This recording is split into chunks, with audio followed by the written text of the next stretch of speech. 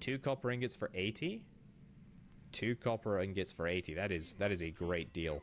Okay, let's go and grab some copper. And then let's come back. Let's also make sure that I am consistently taking everything out of here whenever I have the opportunity to. Copper is probably going to be a little bit better. It's going to be like here. Can I... And then iron plates. That is what we need. And then just transfer a whole half stack of iron, I guess.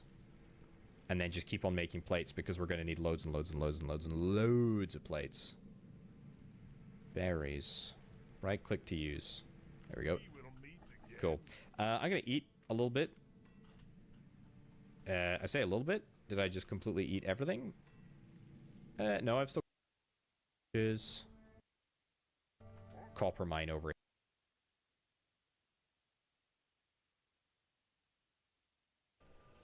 A second auto crusher. It looks like it's counted. The game has counted 2 auto crushers. Where is it? There we go. It's counted me placing down 2 auto crushers, but I've obviously only placed down 1. I just had to move the location a little bit. That's fine. Not necessarily the end of the world. Let's get a upgraded... Let's get an upgraded mace, whatever it is. An upgraded pickaxe is absolutely something that I want to do. I'm gonna get that. Yep. And let's put the... Let's get this chest opened. Shovel can go in here for now. Not the iron pickaxe, this one, the stone pickaxe. There we go. That goes into there. Anything else that I don't particularly need? I mean, boar carcass is such an easy thing to fix. There we go. Nice. And then what I really want is a mace. Yeah. Absolutely get myself a mace. And then I think we're gonna put that in there. That's 25 damage. The mace is 50. The mace is 50. So that's good. Right, back to here. I should have some gears waiting for me. I do. Lots and lots of gears waiting for me there. Throw a few more iron ingots in for now.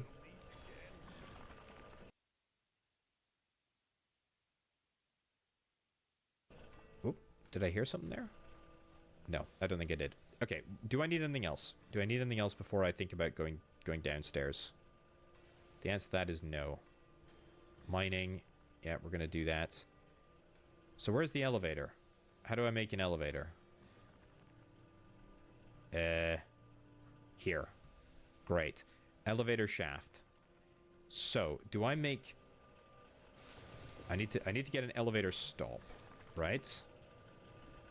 I need to get an elevator stop. We'll get an elevator stop, like, here. I want to just throw some TNT down. I want to mine with TNT. This is the thing, right? So, I've got plenty of resources. Interact.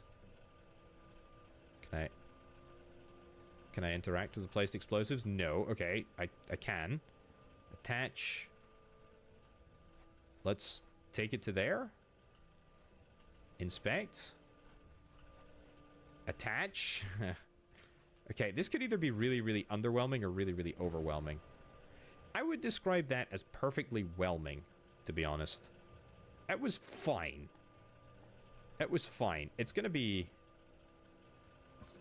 a little bit annoying to... There we go. It's gonna be a little bit annoying to get... Okay, I tell you what, the swings on this sucker are good. Yeah, I want to be able to, like, throw... I want to be able to throw these in. Timed boom. Yeah. I don't want to have to go... I don't want to have to go in every time to... You know, like, do this, because otherwise... It just doesn't make any sense. Yeah, because now I have to get out. So I'm effectively just going to build a manual stairway up anyway. I wonder if there's a better way. And by that better way, I mean, is there a way that I can... There we go. First of all, let's detonate this sucker.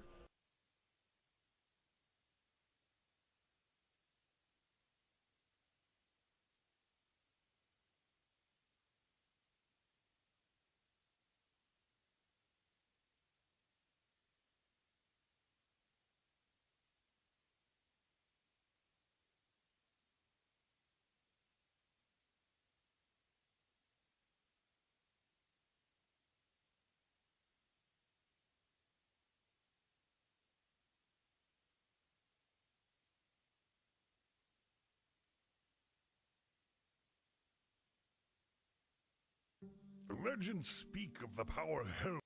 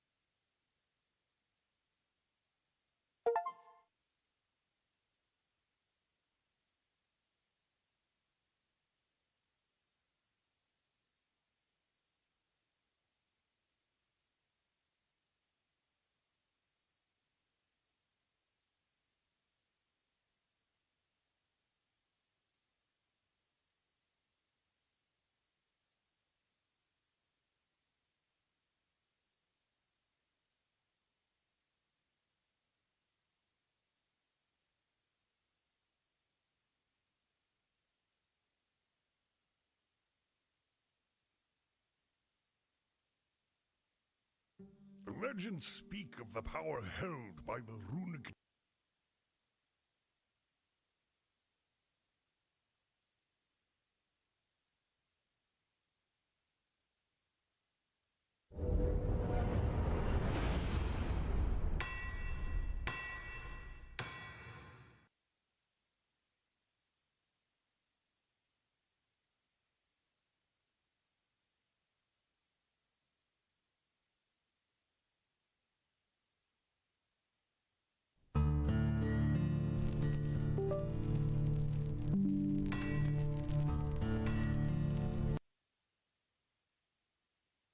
Yup.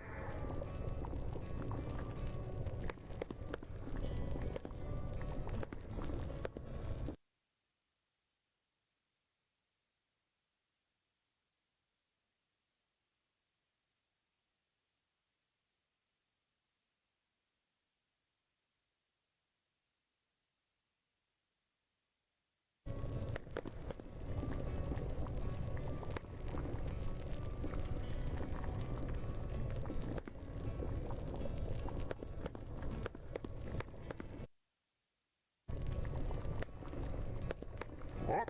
Yup.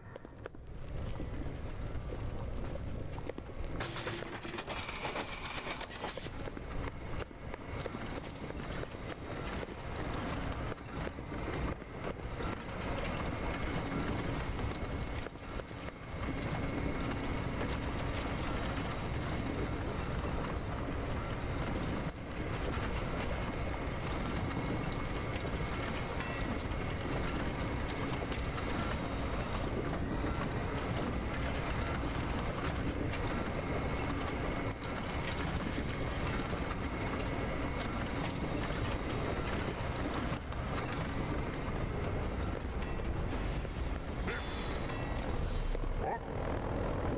Yup. Yup.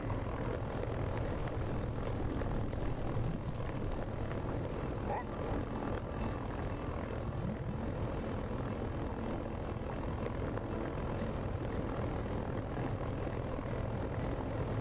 What? We go.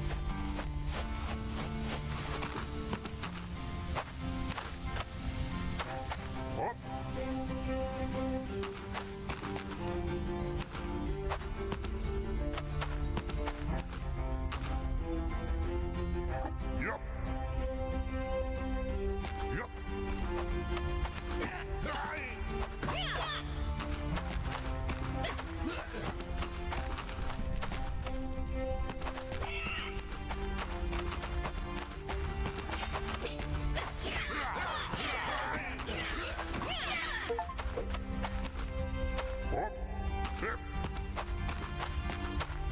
Oh. Ah. Yep.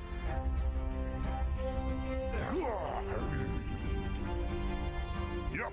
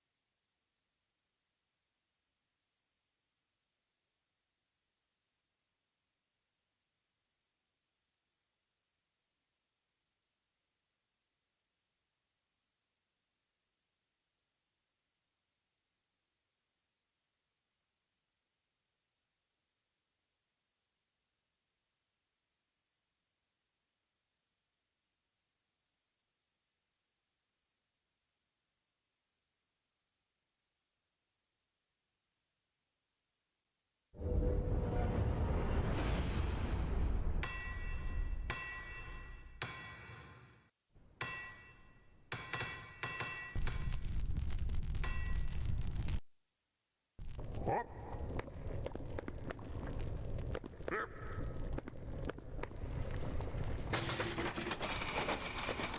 Yep. Yep. Hop. Yep. Yep. Yep. Hop. Yep. Yep. Yep.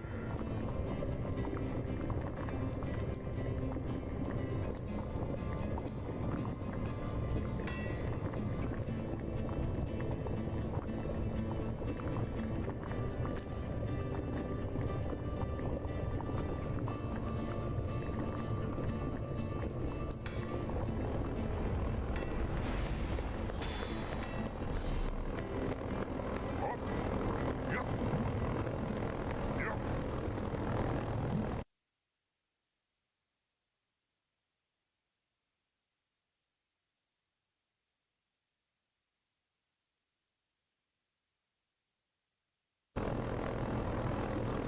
Look at the length of this animal.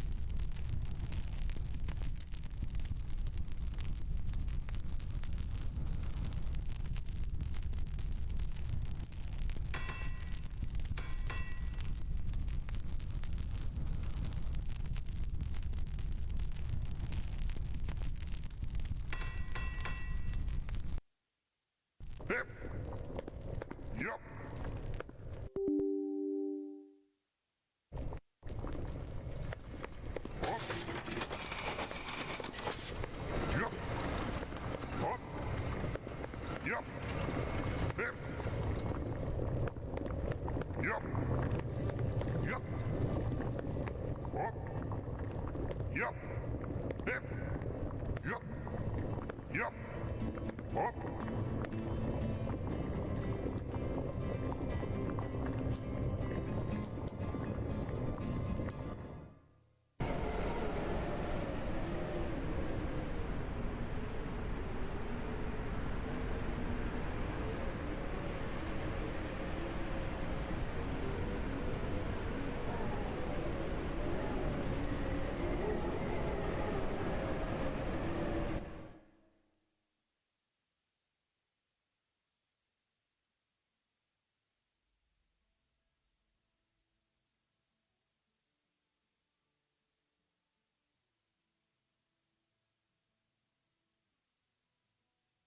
Hip.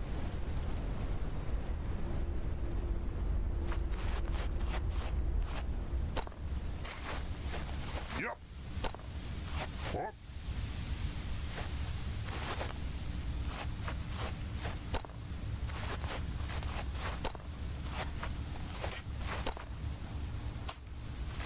Yup.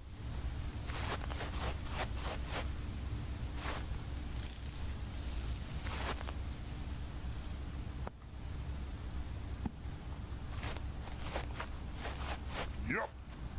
Hip.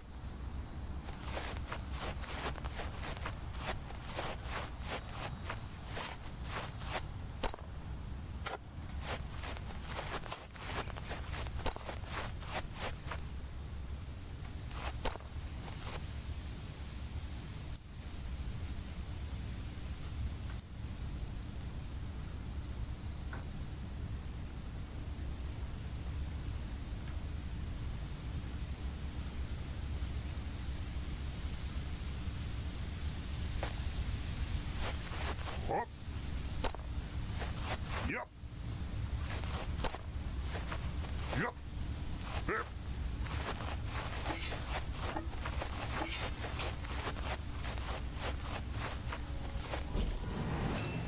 Hop. Yup. Yup.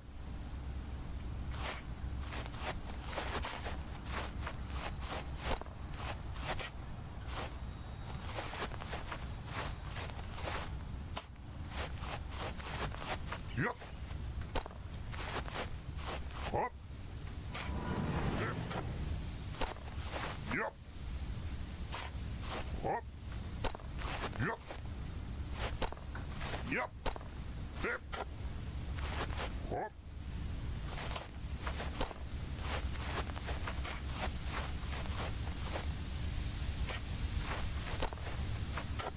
Hip. Yup. Yup. Hip.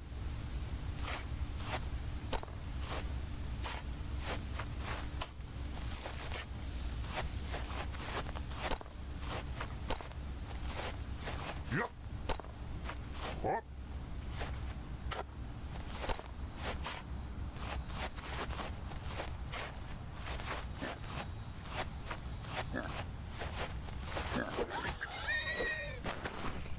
Yup.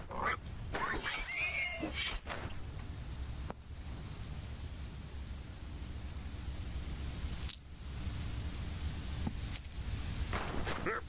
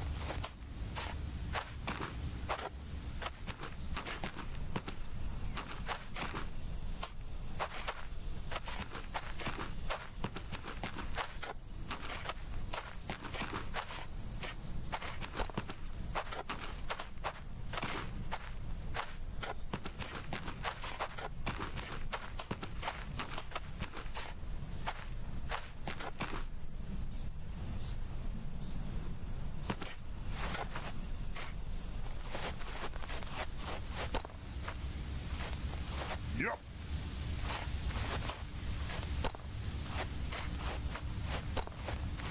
Yup.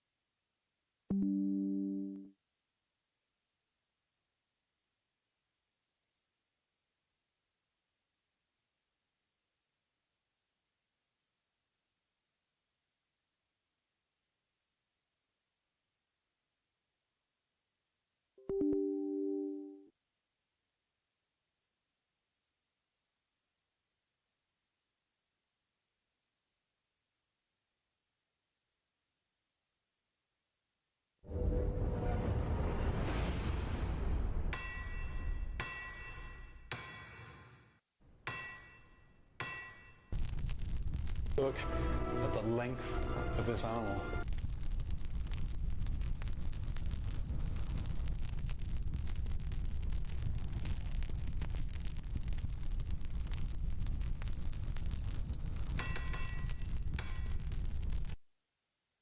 Yup.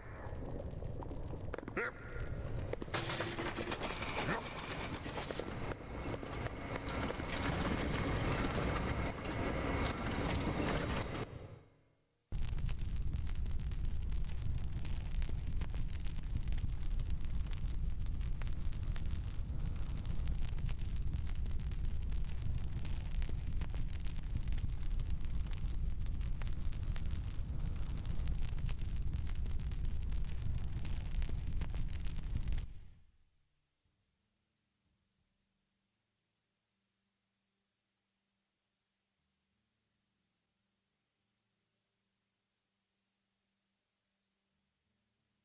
Hop. Yup.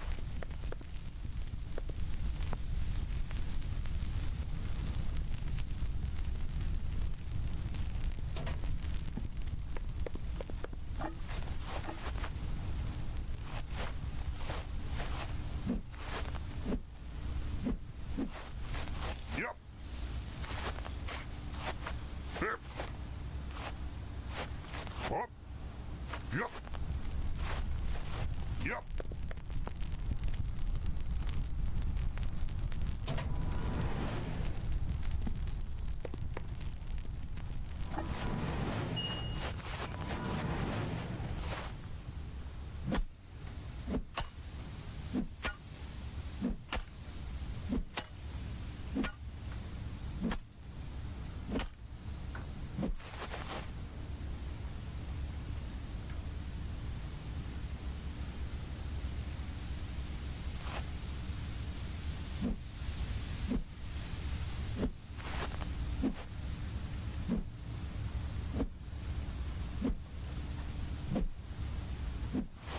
Hop. Yep. Yup.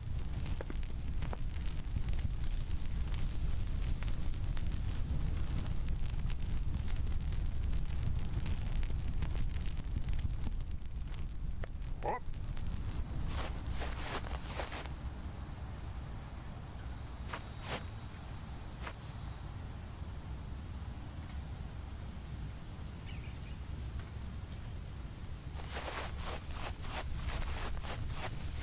Yup.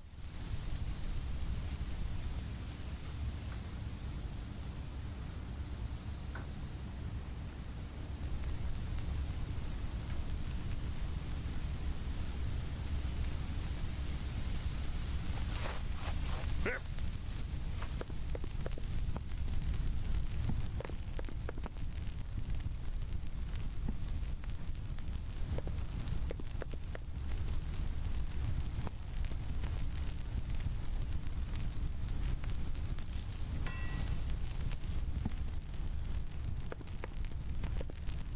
How may I help you?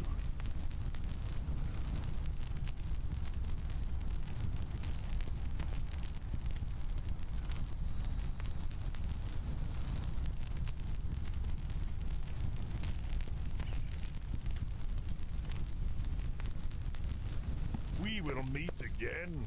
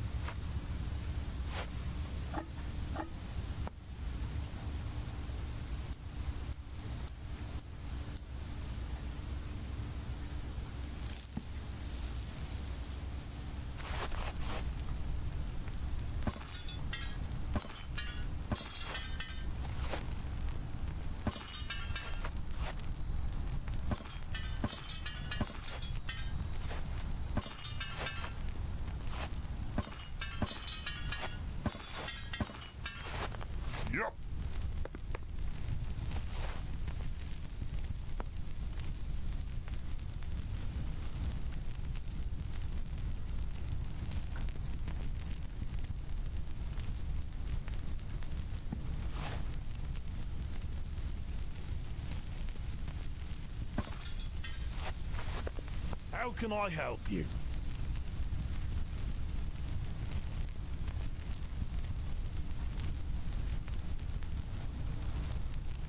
Farewell, my friend.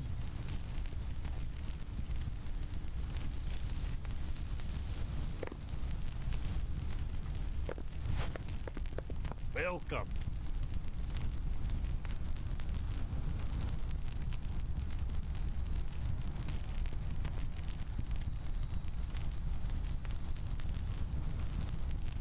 We must keep going. Welcome.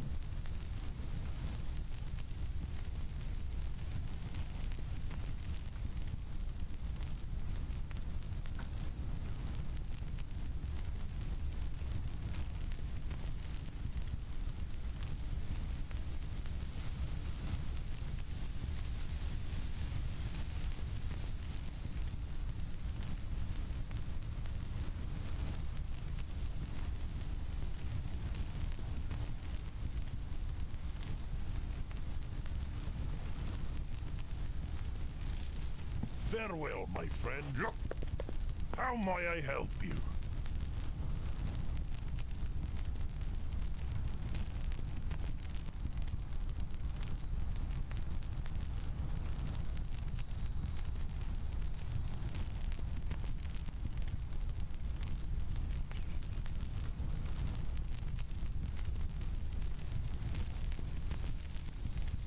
Dig deep and hold up.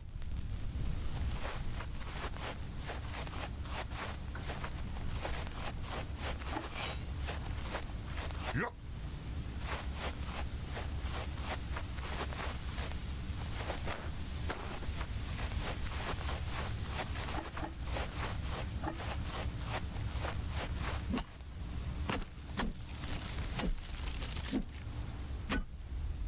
Yup.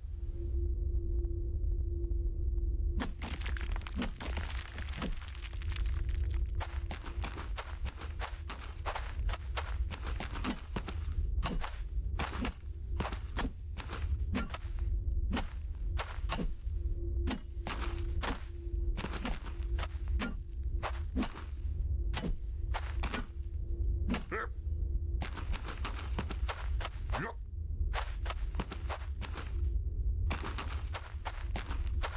Yup. Hop. Hip. Yup.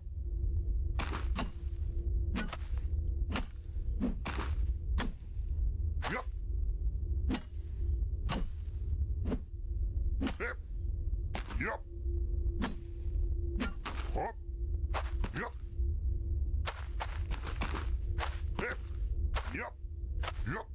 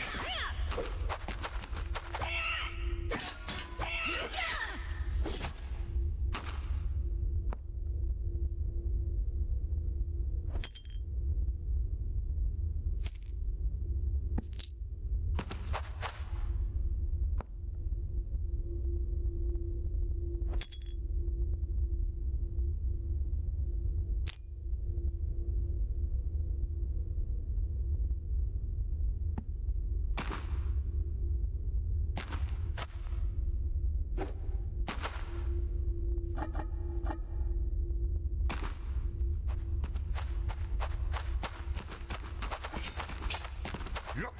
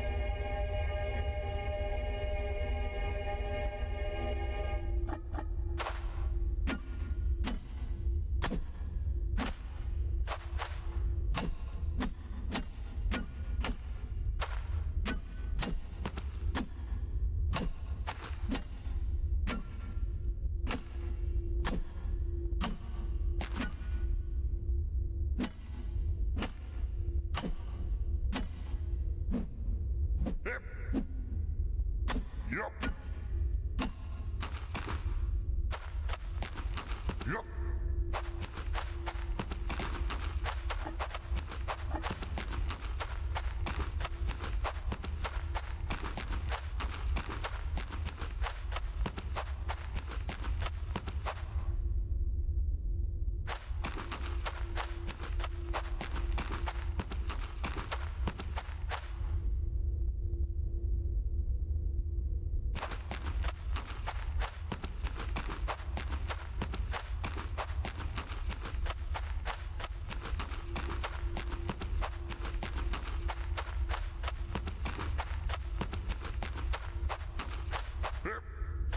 Hop. Yup. Yup.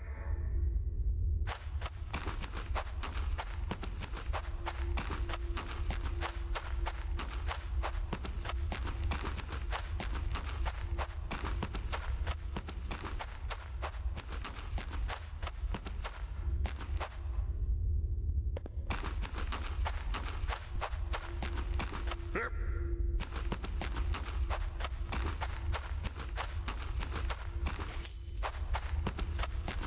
Yup.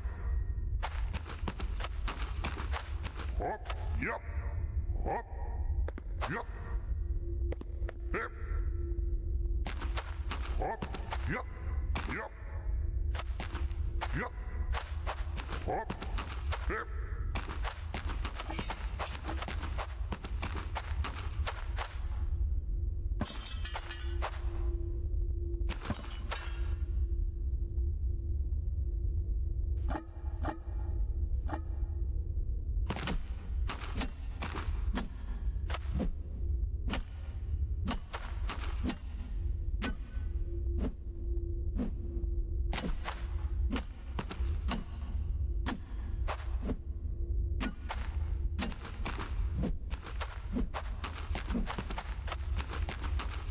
Hop.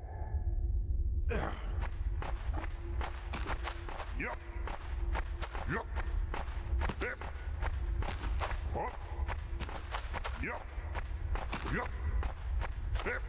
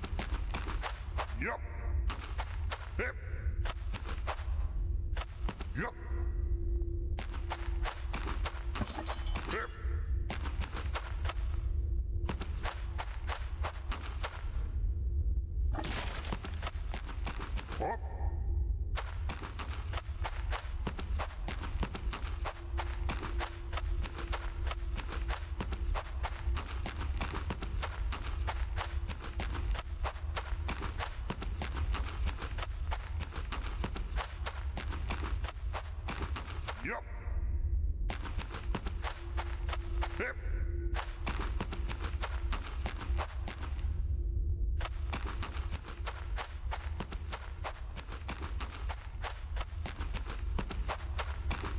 Hop. Yup. Yep. Hop. Yup. Yup. Yep. Hop. Yup. Yep. Yup.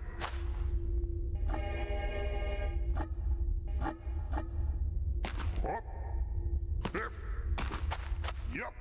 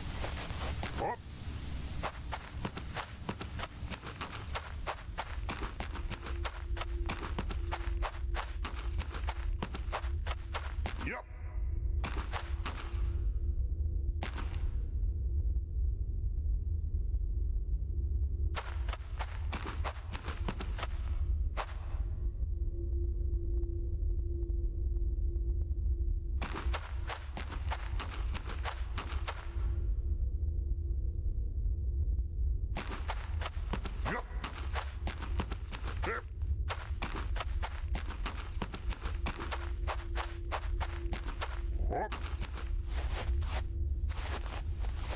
Yep.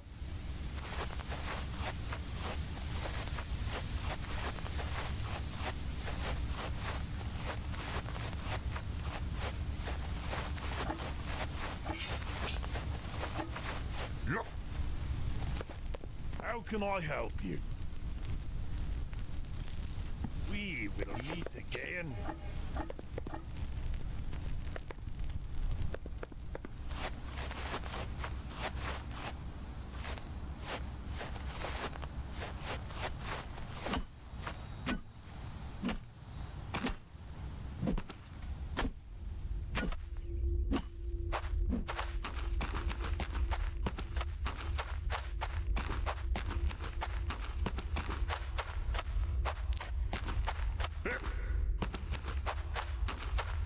Up. Yep.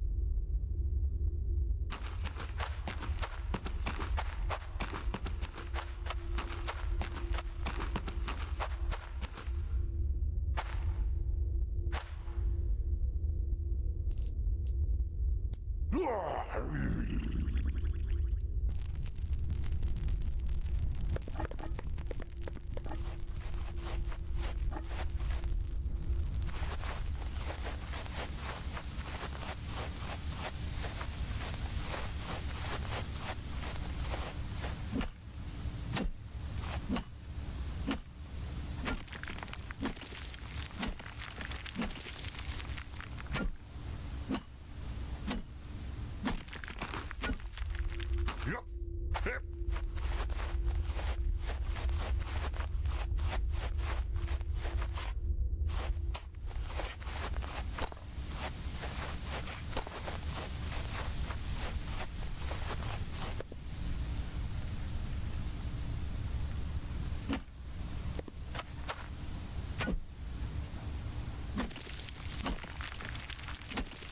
Yep.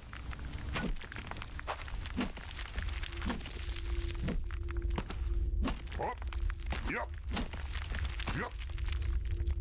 Hop. Yep. Hop. Yep. Yep. Hop.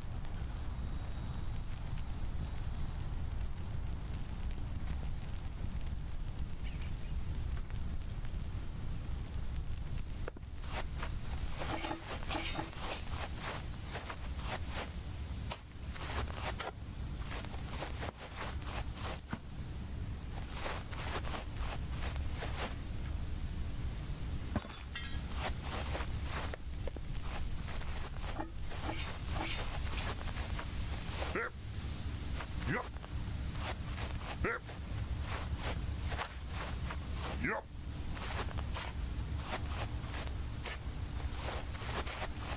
Hop.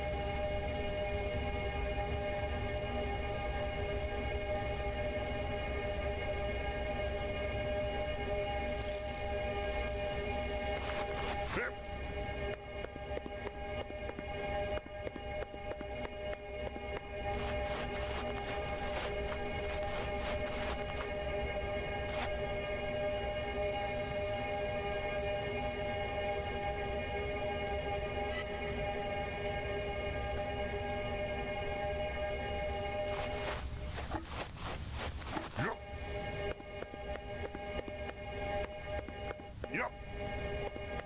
Yep.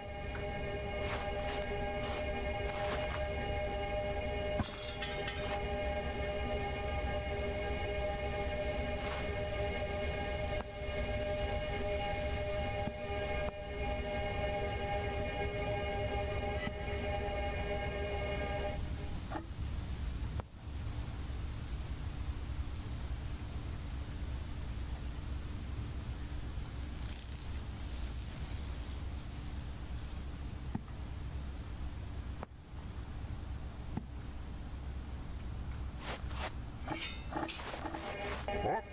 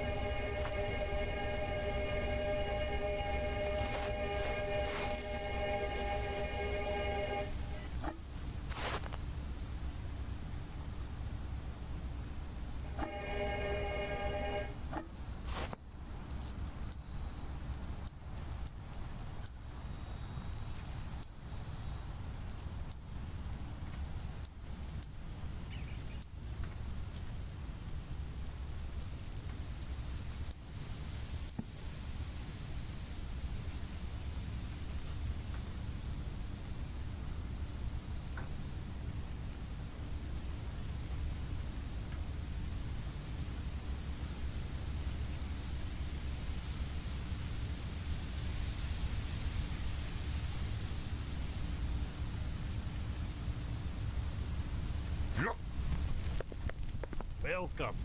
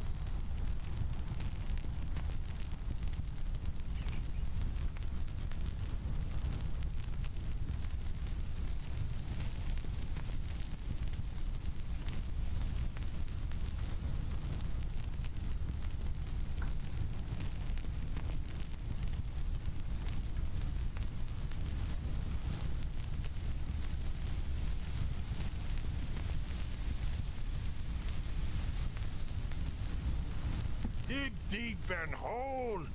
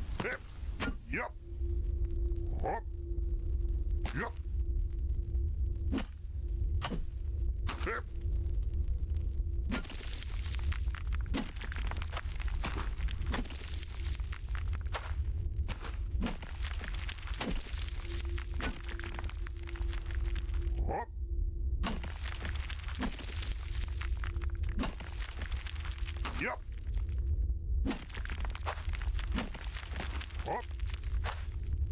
Hip. Yup. Yup. Hop. Hip. Yup. Yup.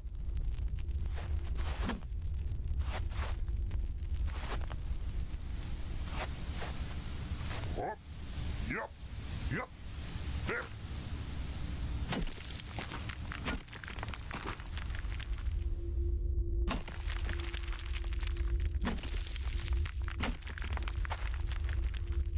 Yup.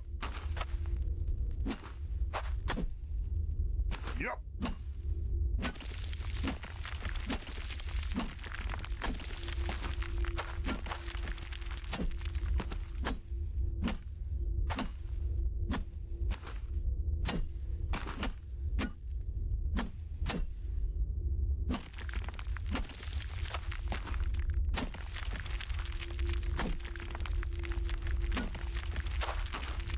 Hop.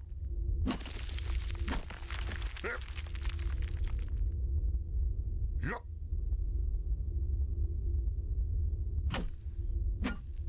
Yup. Yup.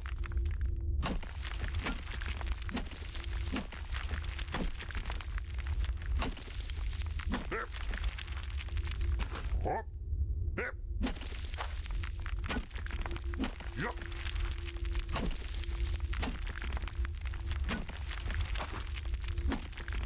Yup.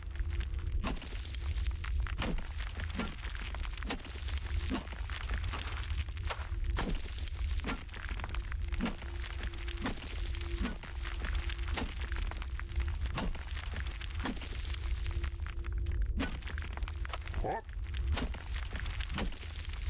Hip. Yup. Yup. Hop. Hip. Hop. Yup. Yup. Hop. Yup. Hip. Hop. Yup. Yup.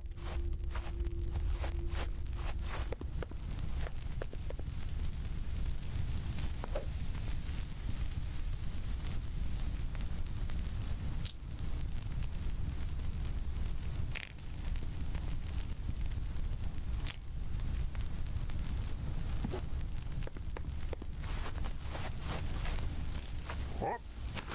Yup. Hip. Yup. Yup. Hop. Yup. Yup. Hip. Yup.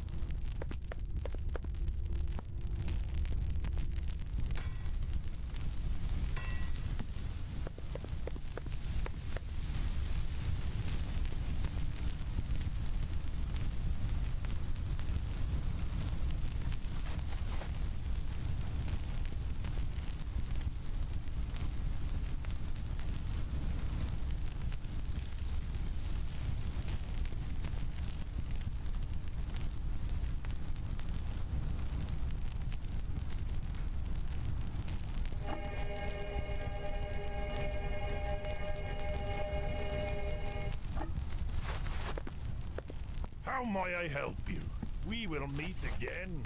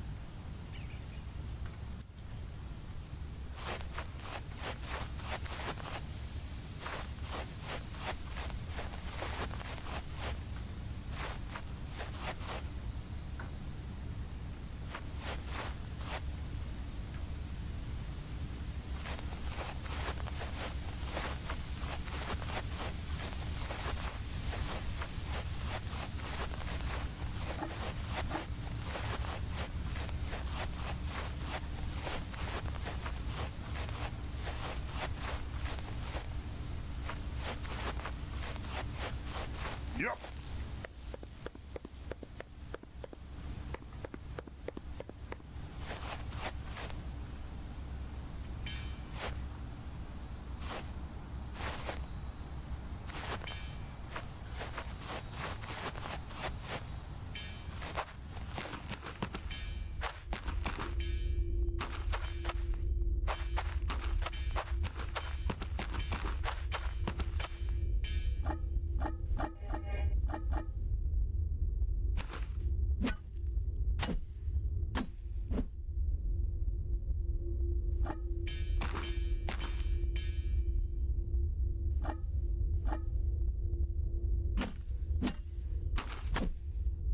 Hop.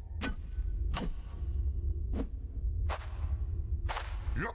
Hip. Hop. Yep. Yep. Hip. Yep. Hop. Yep. Yep.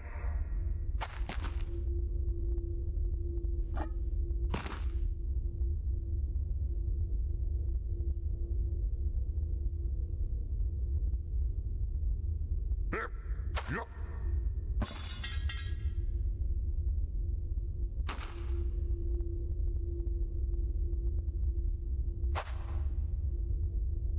Yep.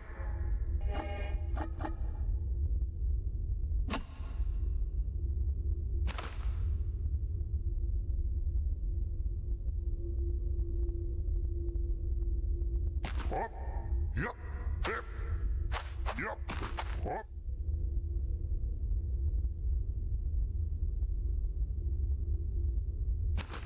Yep. Hip.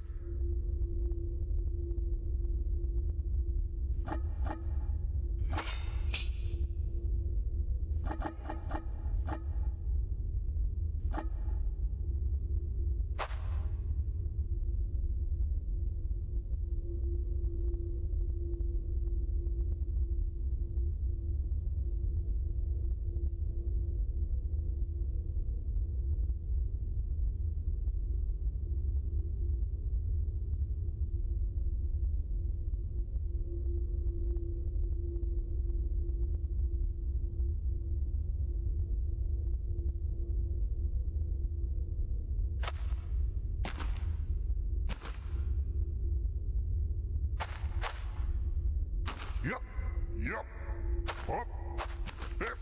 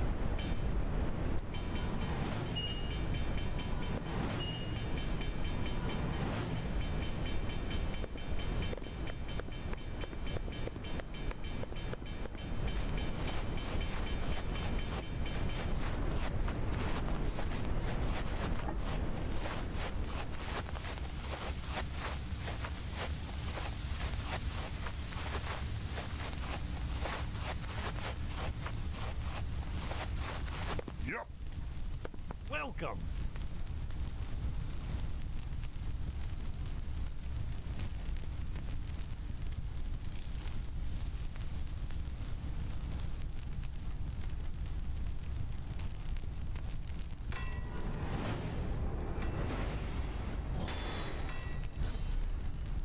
We will meet again.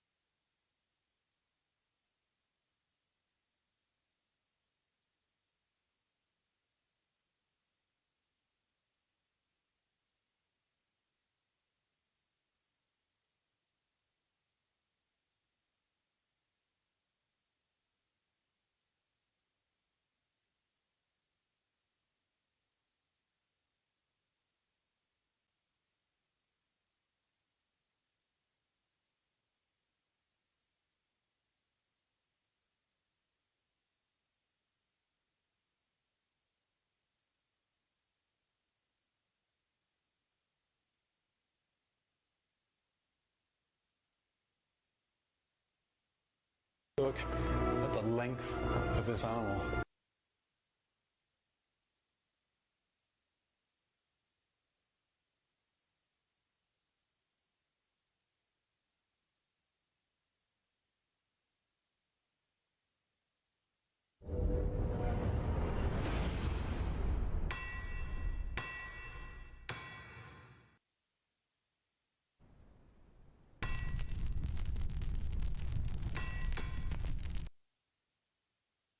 Yup.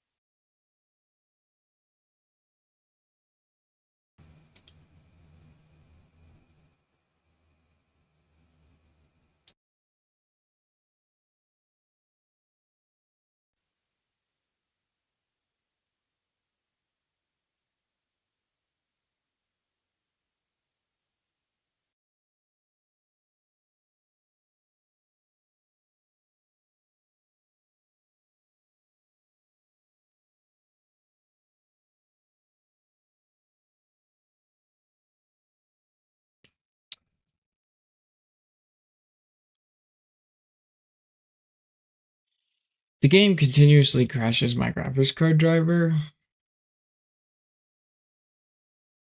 causing me to have to restart my computer. It crashes within 20 or 30 minutes every single time I play the game. I tried launching it in DirectX 11 mode and it crashes even more.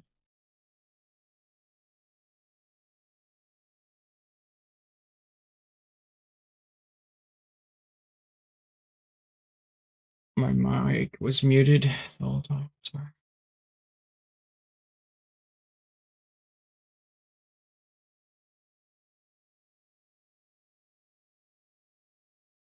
Okay, let's go to Steam.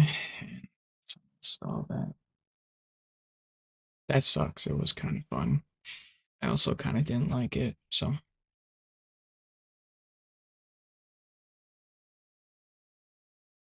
If I'm being 100% honest. Wasn't that?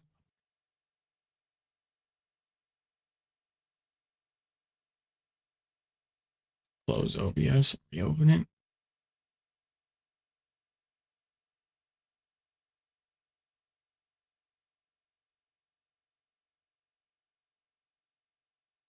Look at the length of this animal. Yeah, it's not good. There's no bueno.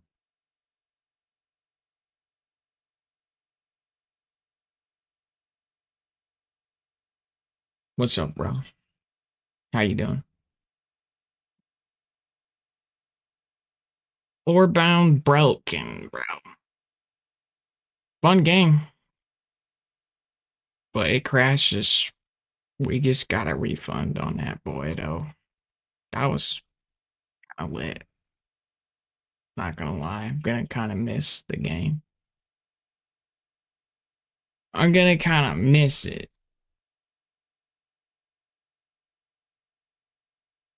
It was sick. Yo, what's up, man? How are you? Do I play the crust again?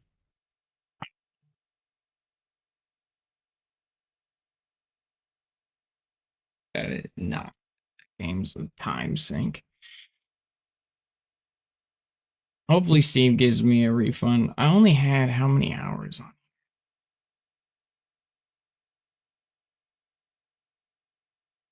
Okay, I had 93 minutes. That's under 2 hours. All right, we're good. I'll get my refund on it. Oh, you know what game that I haven't played that I need to like check up on that has had like a bajillion updates? 5K.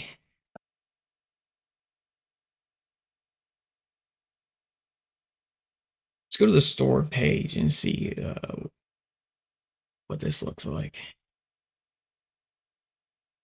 Can I get like an update? Okay, cool. Ew, wait, what? The last update was December 2025. They abandoned it? Nah, dude. Affray Interactive. Let me watch a YouTube video.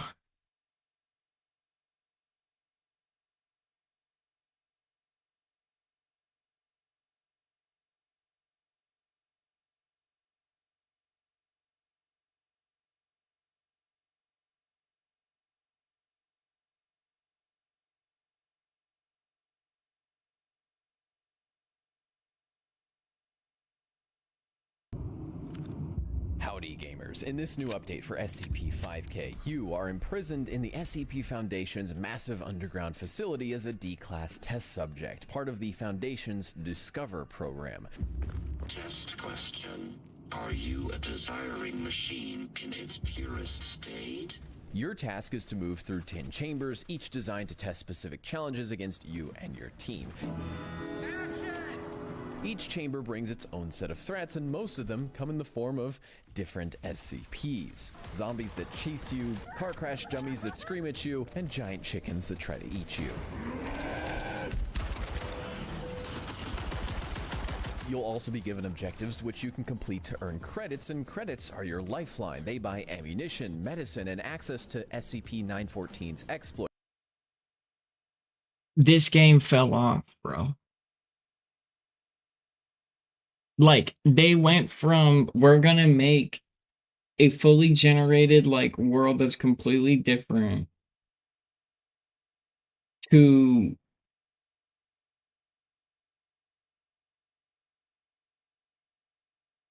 some zombie shoot 'em up, dude. Come on, dude. I was really hoping this shit would have been good, man.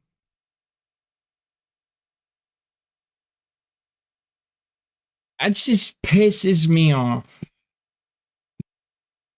Like, how you gonna tell your whole base that we're gonna make SCP monsters spawn randomly and the map randomly generate, and you gotta, like, basically just survive by going deeper and keep going down and down and down, which is, it's actually scary. It's a really scary game because you don't know what's around the corner, and the enemies are incredibly difficult to kill. To like,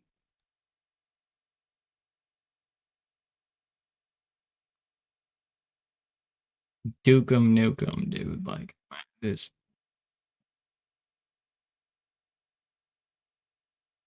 Man. Alright. We have to find a building automation game that's good. We already tested, I think, almost all of them.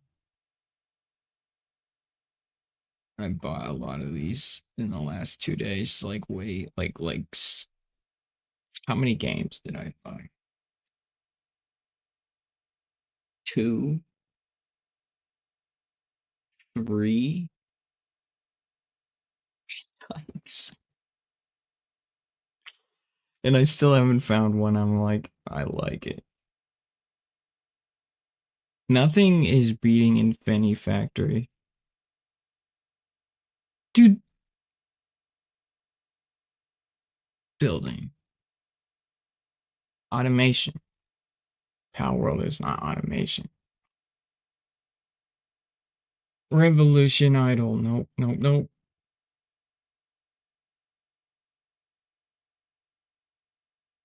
Poly Games. Nah.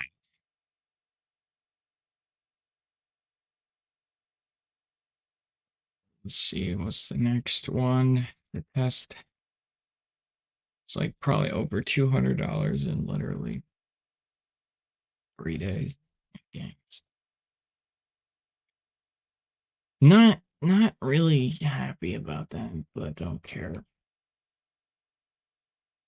Alright. Ooh. This is one I was looking at.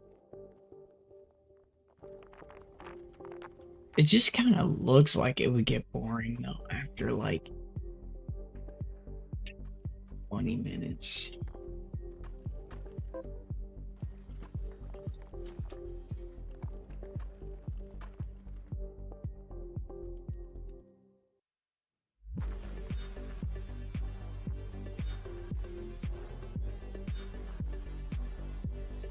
Yeah.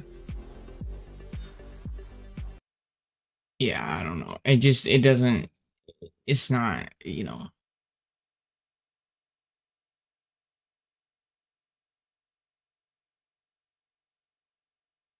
It's not there.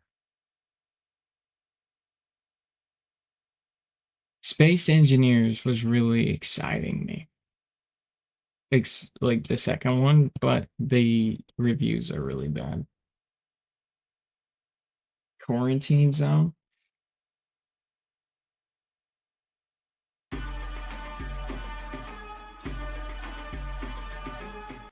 Just checking people if they're like zombies at a gate. Nah. There's gotta be something that nobody's heard of. That's good.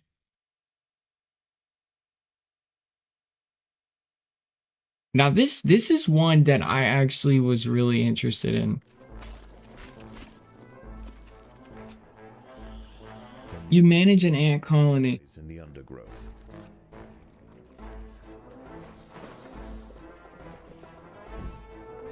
And you have to like fight. It's like a RTS.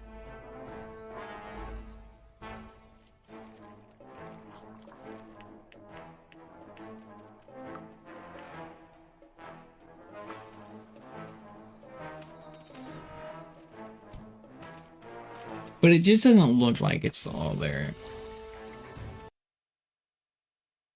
If the graphics were just a little better and it just seemed more intuitive.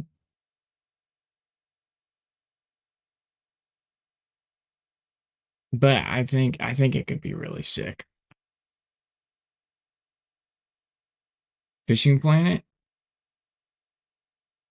Like I said, with Fishing Planet, I'm waiting until everybody on Twitch is done and get with the whole,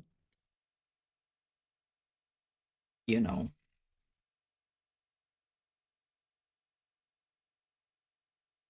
I was just happy streaming Fishing Planet, and then Norway got dropped, and then a bunch of streamers came over and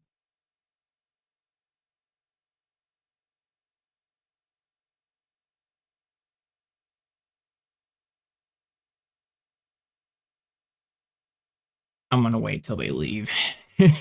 Like, I don't.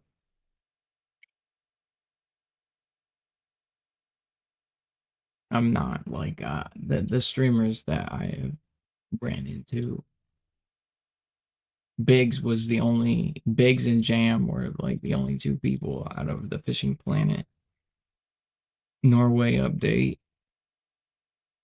Out of like 37 new viewers that I was like, I actually, like, one streamer got me literally striked on YouTube because he got drunk and started saying just insane stuff. And then the other one, guy was just insane.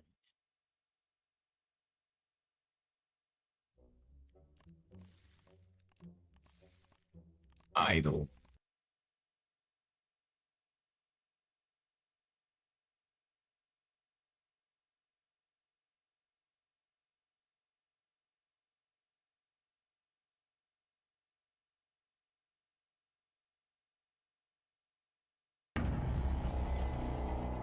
This looks good. But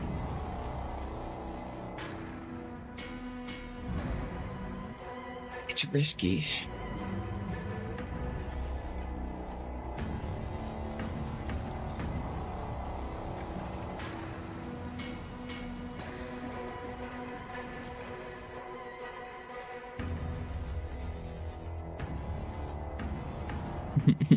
Play it, man. No.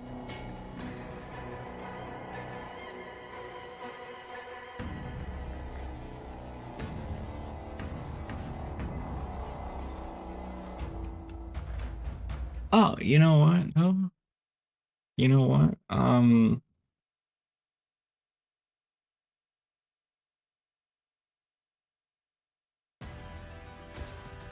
not loving the odds. No, I've had worse. When does this come out? Well, in that case. May? Comes out in May.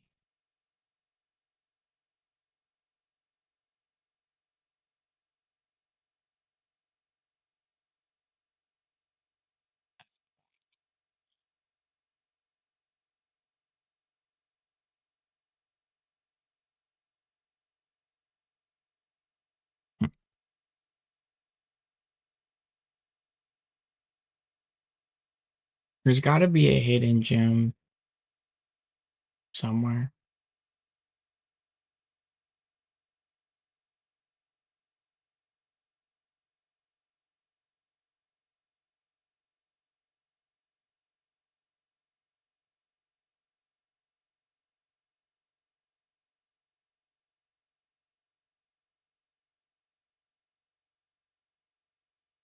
I'm not seeing any.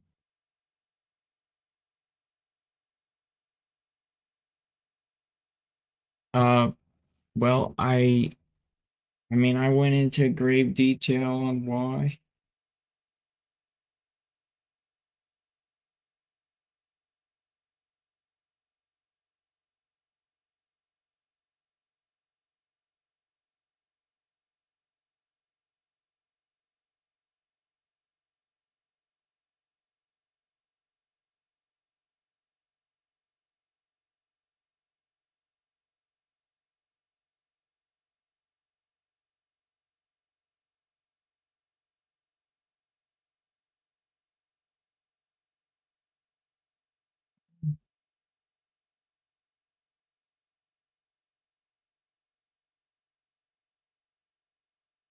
Well, I mean, I already explained it, but I'll do it again. The cease and desist that I had to get written.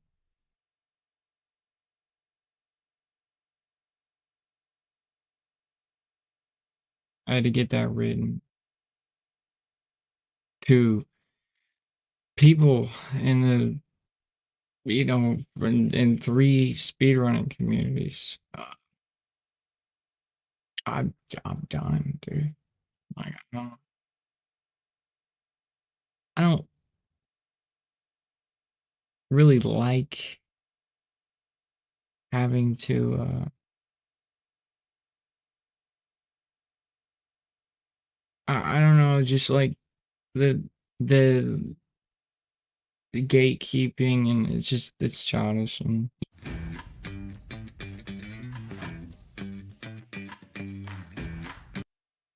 wow, that game is so pointless. That game was pointless. Come on, there's got to be something in here that I've missed.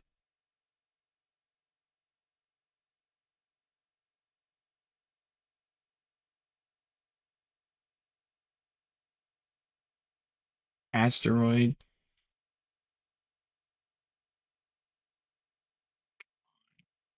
Show me something.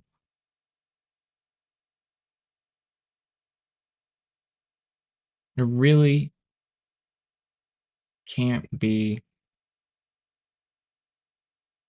Oh, you're confused? I stopped playing Hitman. For good.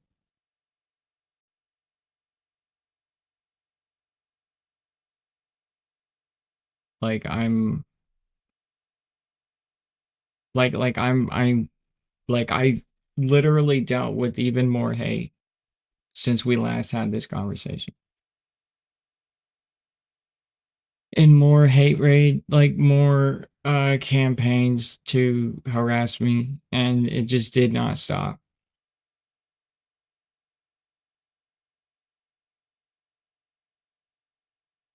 It didn't stop.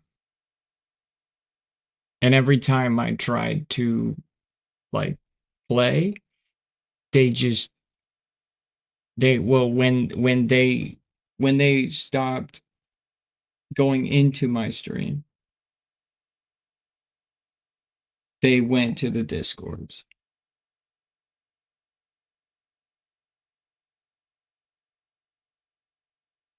When they stopped coming to my YouTube comment section, they went to the discords. The owners of some of the communities sent me death threats, and that was it. That was that.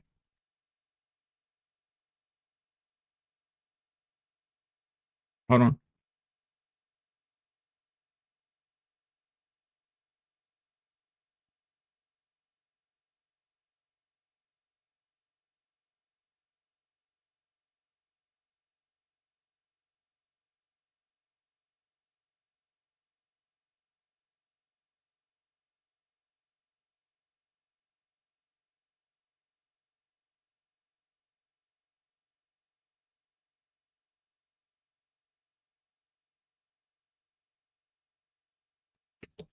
Yeah.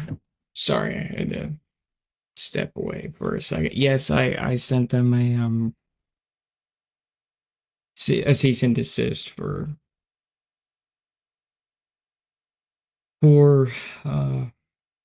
coordinated harassment, and they said that they're not going to abide by it. I sent them to the actual discords themselves, to the community managers, and then one of them sent me a death threat. That's when I said, yeah, I'm done. I'm not gonna fuel this behavior. Like, the behavior that they have normalized in the speedrunning community is just delusional, criminal shit. That's the second real life death threat that I've received from this, like, for no reason, like, just unprovoked, like, just other than the fact that that just did not like a confrontation of, like, me just asking them to stop gaslighting me for 5 seconds led to death threats. Great. It's just cringe. And I get it. I get why Atriarch, like, didn't say the reason why, but, like, moved on. He had, like, a seventh sense, or was dealing with, or could see this, and just, like, became a political channel or whatever. And you would think, oh, you know, other people out there would see, other YouTubers out there would see, hey, this category I could take advantage of this because Atriarch left. It makes you question, did they probe and see these kinds of things too? You know, speculation, but I don't care to go back. And it sucks because it really made me not like Hitman anymore. They, like, made me dislike a game that I have like 10,000 hours in.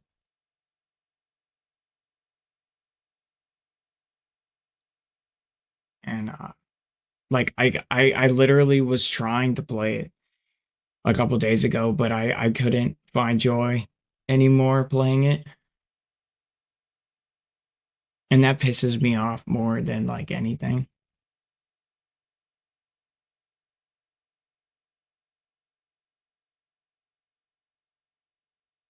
Yeah, I do. I already exposed them.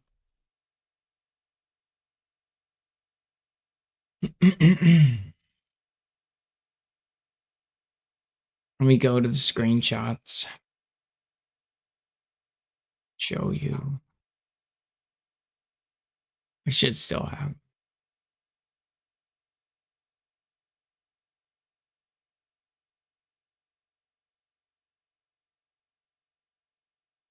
It's before this. It's before that.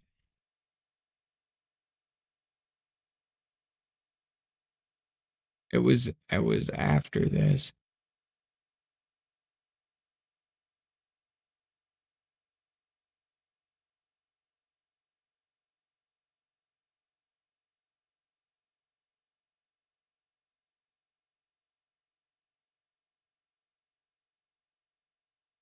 It was before this. There it is.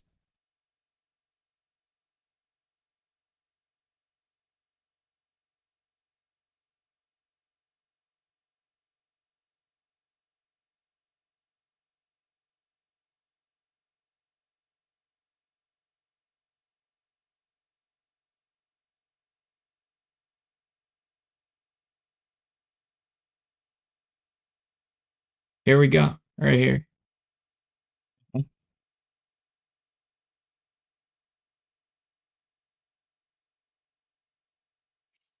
Look at that shit, bro.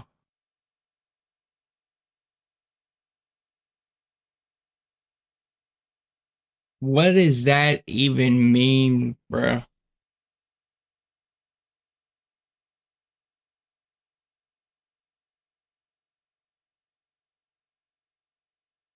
Like, how else is that, bro? Like you can't say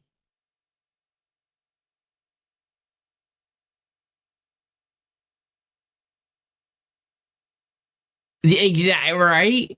Like, what is that even like? There's no other way you could take that other than a physical threat.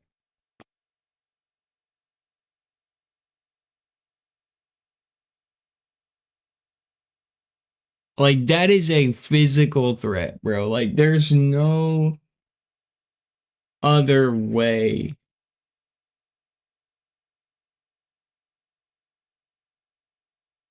That is the owner of speedrunning.com.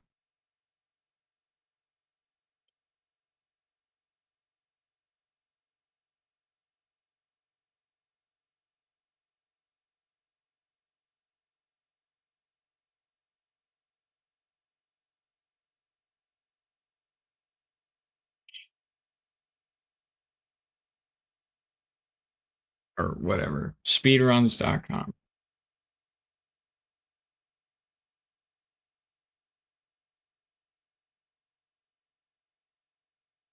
Yes. The owner of this website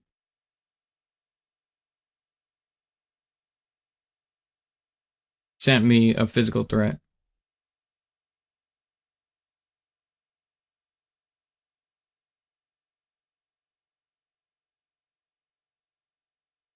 I don't think so, man. Because this was after the cease and desist that I had sent them. And this is how they replied to my cease and desist.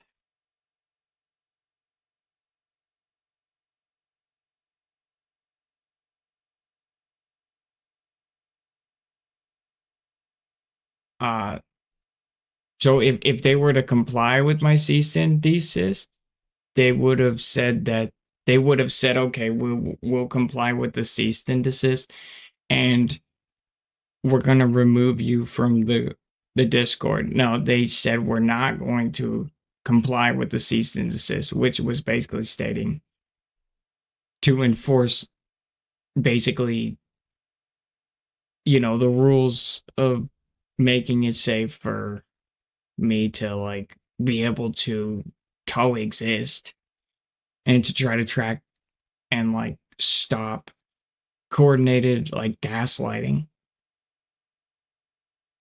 That was it. They said don't care. Then the admin themselves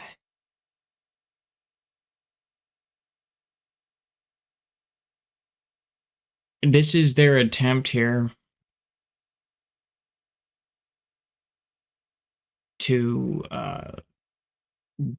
some malicious thing that they were attempting to do. And this is the admin glazing somebody who's harassing me. The same admin. So you can see the coordination here.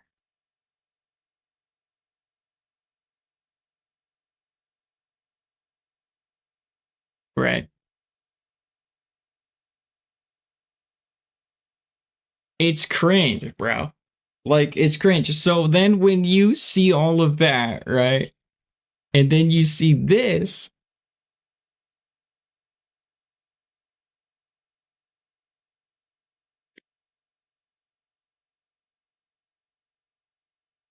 You know what I mean, man?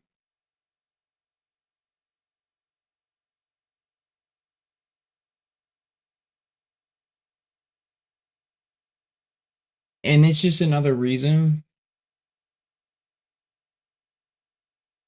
I don't care to go back.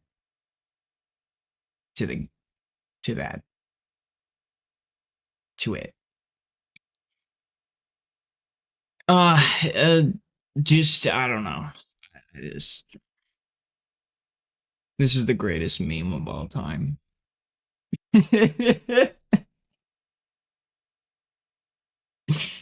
But yeah, that's just sum up what that's just 10%. Okay. Because then you got the Forte bullshit in the Forte Discord, and that's a whole nother can of worms. And then they port from the Forte bullshit over into the speedrun Hitman Speedruns Discord. Then they go to speedrunning.com's Discord, and then just keep porting their bullshit of coordinated harassment to all three Discords. To gatekeep and to harass people that they don't like until they get what they want. Criminal or non-criminal.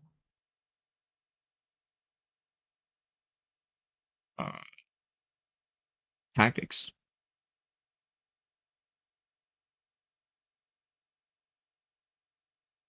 Yeah, fracking. Because you were here fracking when Honda sent that death threat. You were here when Purple Keys community fucking like made, was it like 7, 10, 15 alt accounts after, and then tried to harass me for 5 hours straight in my Twitch chat.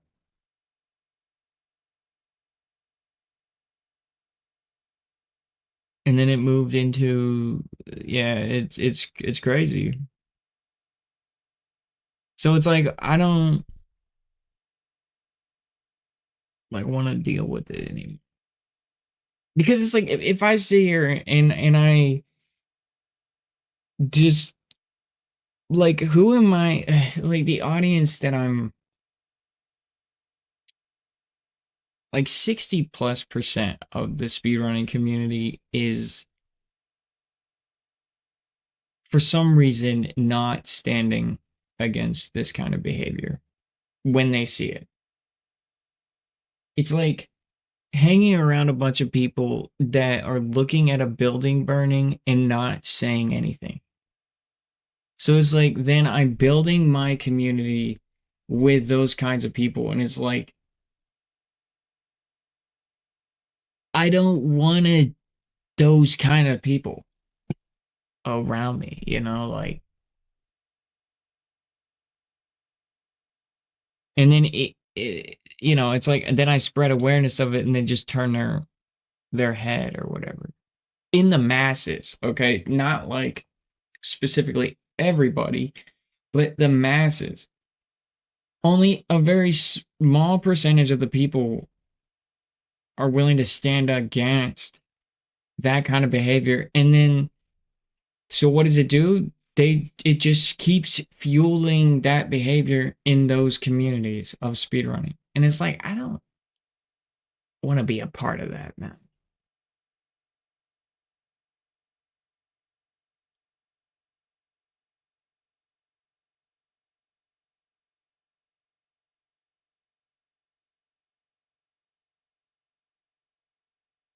No offense to anybody that plays the game, but I'm talking about the way I play it. I can't play Hitman normally. I'm going to play in a Hitman speedrunning fashion, and all the normals and the anti-speedrunners are going to not want to watch the gameplay because they think it's cheating, which is a stupid phenomenon. They're like, "Oh, you glitched. You got outside the map, dude. You're fucking cheating." It's like, no.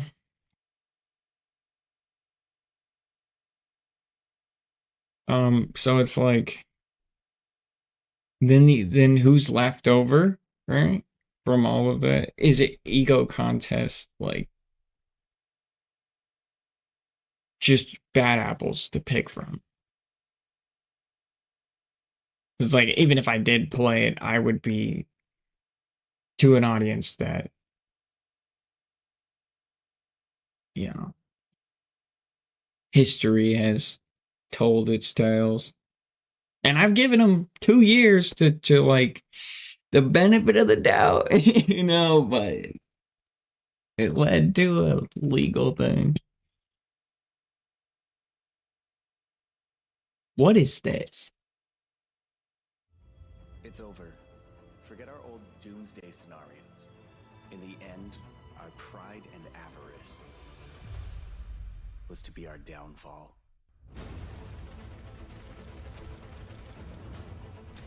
And yet, when evil reigns supreme, heroes rise up in defiance. They are the glimmer of hope within the... Looks absolutely stupid. All right. It looks so dumb. Like, I'm sorry. Dawn apart.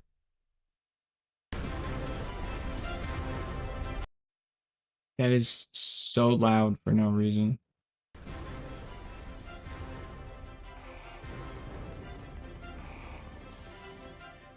Now fracking.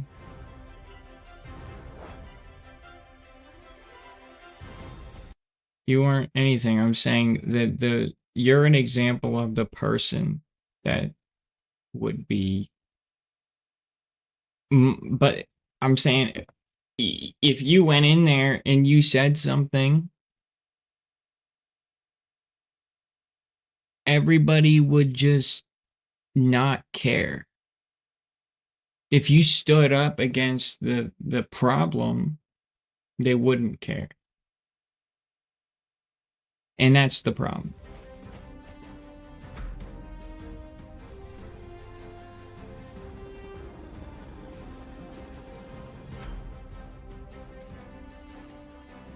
I hate the art style of this game.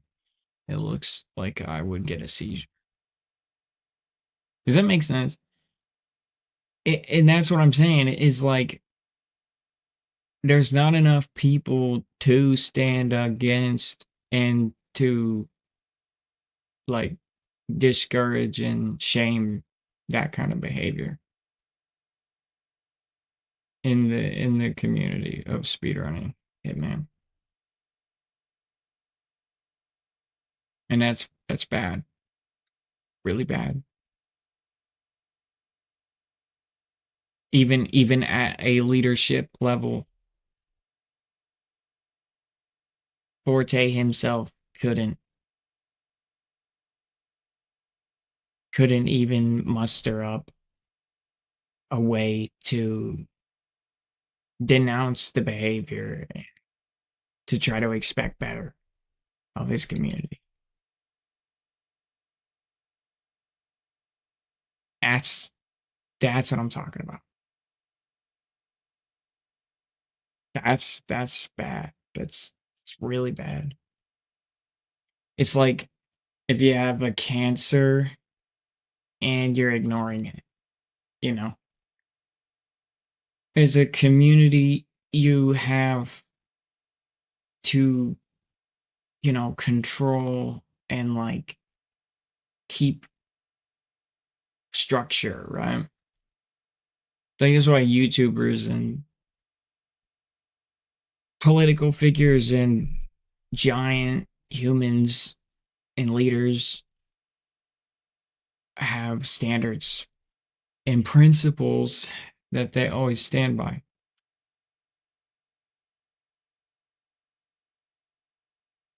But they don't have principles in the speedrunning community. Spaceborne.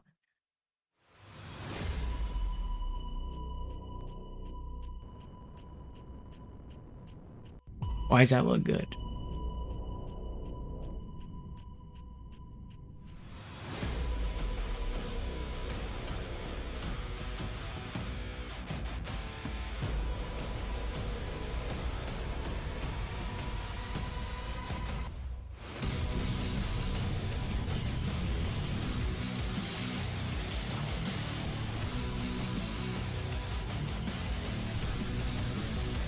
That looks kind of awesome.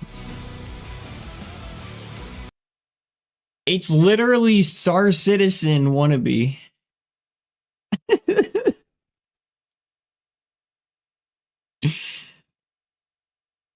I really wanted to recommend this game on paper. This game is awesome with a lot of cool ideas.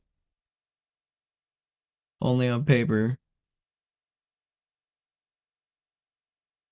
I don't know.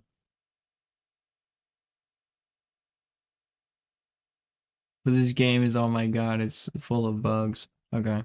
So it's just buggy. Area 1. If this is by who I think it is... No. There's a game that is no longer in development that I love.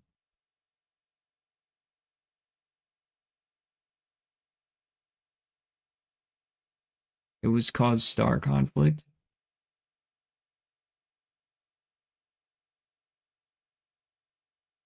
No. Not Star Conflict. It was what was it?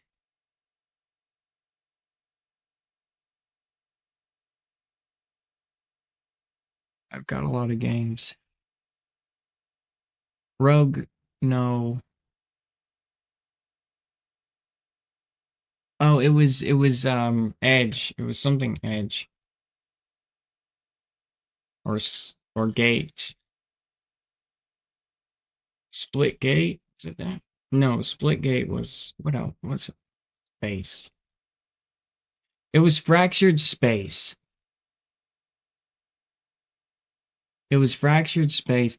And this game it's not on the store anymore.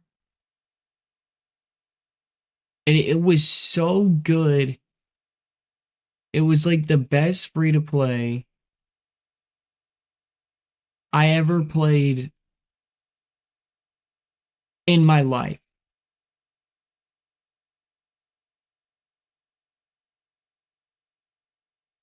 Exactly.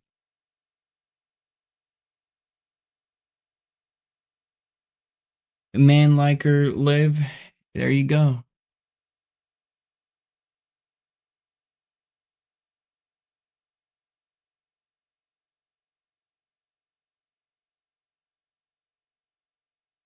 But this game was so sick. And it was from like a million years ago.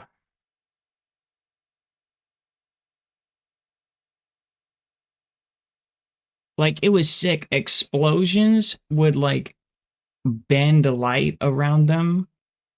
And you could like, it would make it look like the earth was in different, it was sick, dude. Fractured Space was super cool. So if Area 1 is anything like it,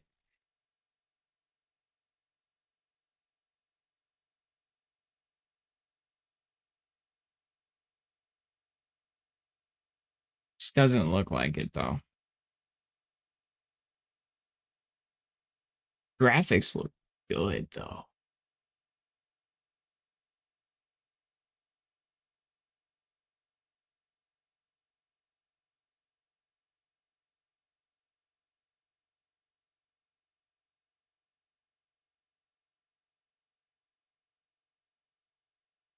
Yeah.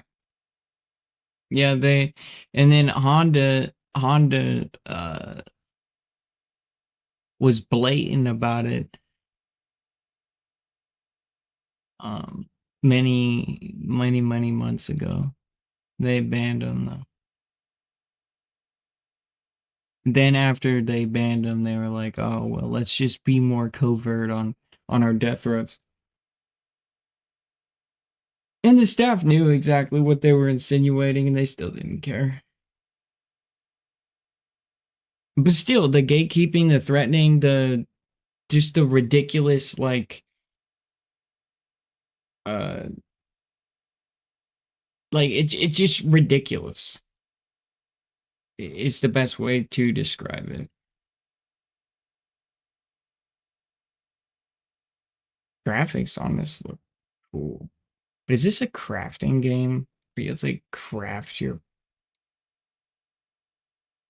ships. I don't like that. Behind it is the customization of space bases and warships, both in form and function. What a voice actor. Like things to be cumbersome, so everything has been designed to be accessible. I mean, what do you expect, though? They're Hitman players. And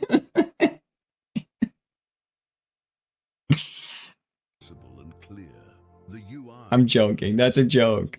That's a very like just dark joke. Okay, I'm not saying every Hitman person is like player is like that. Why is this a R? Is this a RTS? Strictly maintaining it, even in battle, and covering each other. Or they can be free to perform independent maneuvers before returning to formation once the task is completed. We've also introduced attack styles, so a unit can approach the target in different ways that determine its vulnerability and the effectiveness of the attack. For example, I can order a warship to hold position, orbit around the target, or conduct a frontal or lateral attack. An advanced patrolling system allows for the creation of wide patrol routes, their modification, and even their use for conducting tactical attack operations. We have implemented 3 different classes of ships, fighters. Looks stupid. Alright. Looks dumb. Spaceborne 2, that was the one we looked at. Ixion. What a 2005 name. The book of our life on Earth is over.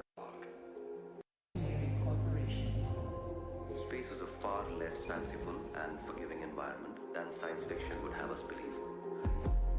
As of yet, no human law has been officially established amongst the stars.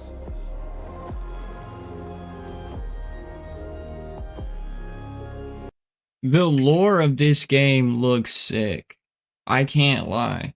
The lore of that game is sick. That is cool. But it's one of those like Civilization space games like yeah. And just so complex, so deep, so political. But the lore is cool. I like the story. Anno 2205. But we're getting into 100 years ago, humanity set forth to populate the moon. The moon was abandoned. The year is now. We're getting into the territory of games that nobody's heard of. And that's where I want to be.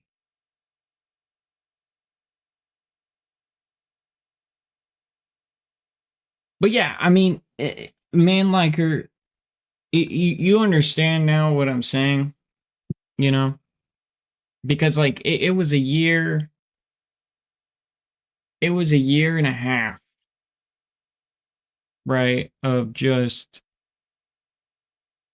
me giving them the benefit of the doubt before I was like, I was done. So it wasn't just like a one-time incident.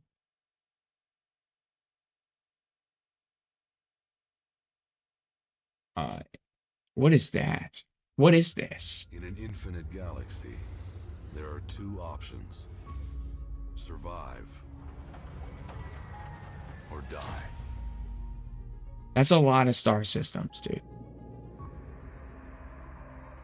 I came here alone, before the others. I harvested the resources I needed. Oh, this game, it got like super bad reviews. I remember.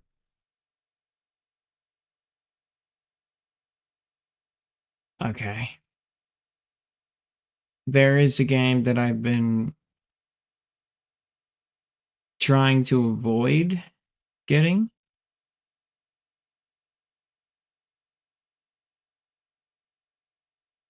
Because it's going to consume my life. But what is this?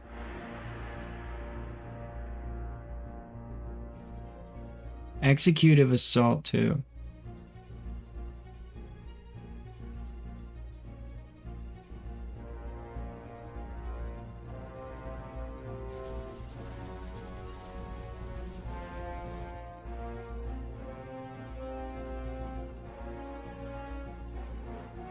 It's a real-time strategy and like third person.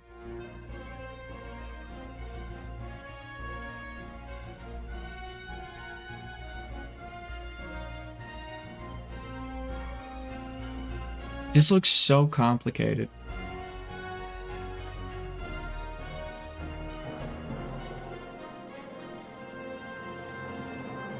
That research tree is too much. Base building, real-time strategy, space sim strategy, base building. Hell no, that sounds like micromanage. Hell. Astro Colony. Okay. Alright, we're back in the loop. Wait. Infras. No, that's... Damn it. Come on, show me something. No.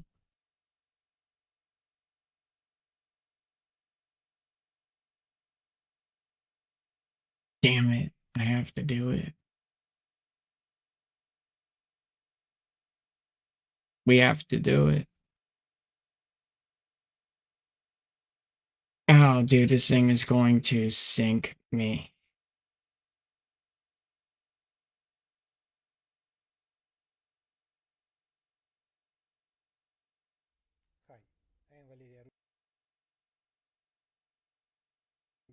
Where is it? Where is it? It's I'm going to show you an exclusive reveal for what is coming next for Rocket Science. It's been a long time coming, but this is one of the biggest updates I've ever released. This guy. Whether we join in it or not. And it is one of the great adventures of all time. And no nation which expects to be the leader of other nations can expect to put Hungary. I mean, it's just exactly what...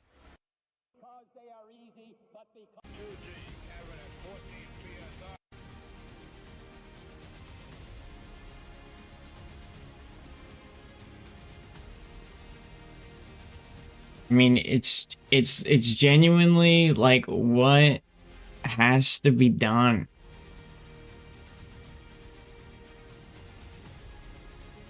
But it's all of those switches are real.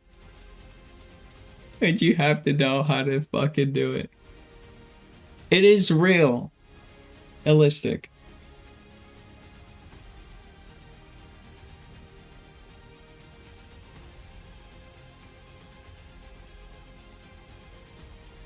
Like, unbelievably realistic. Like, be a astronaut head ass.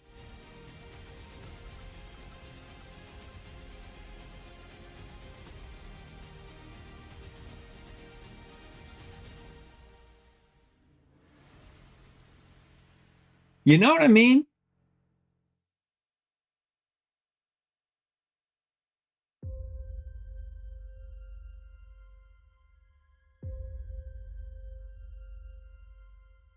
Should I do it?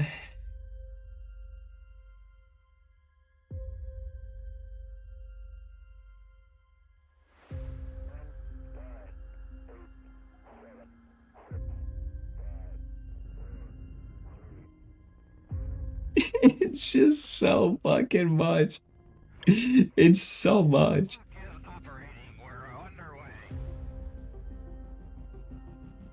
I'm about to get cut.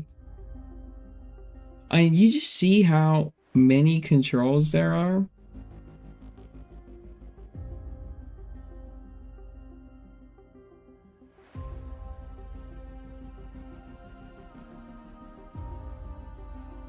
And you can't like go into third person or nothing. Like you're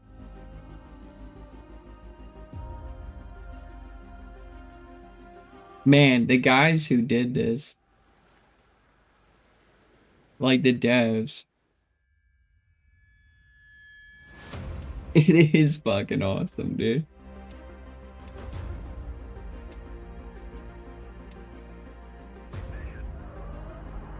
I'm not gonna even know how to begin, dude. It's basically the Microsoft Flight Simulator for outer space.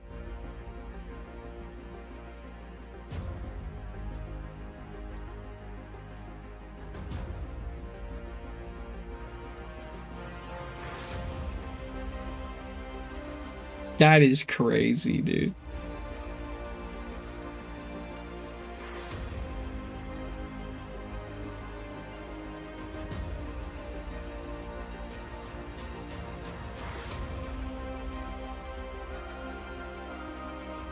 All right.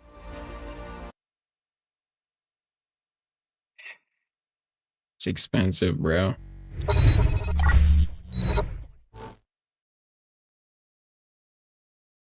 We're doing it.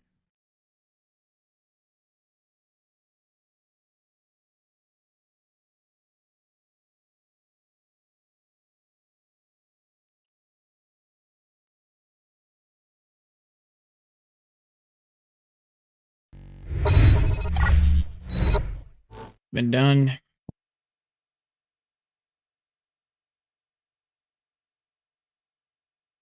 My internet is fire. It might kill the stream. Like, no, it's not going to. It's only 5 gigabytes, this game.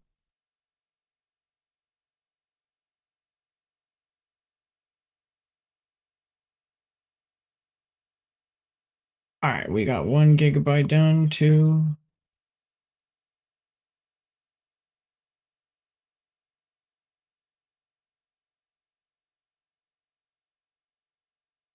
Three.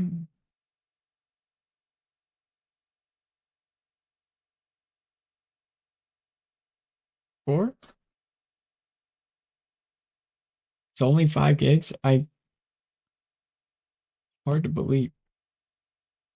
A game this like advanced is 5 gigs.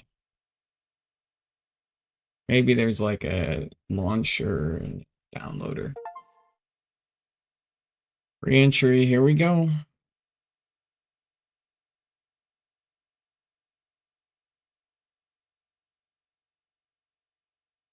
Yeah.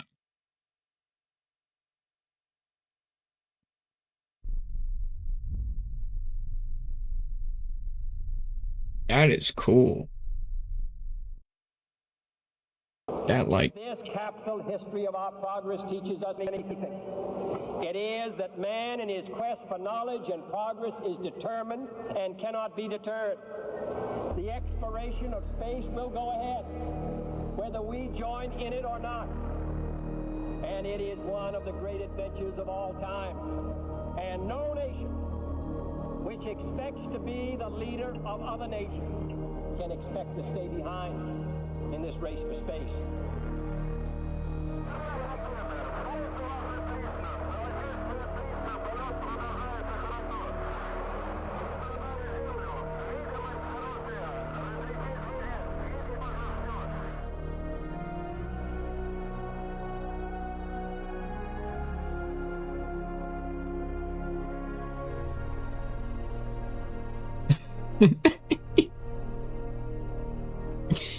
I need to upgrade my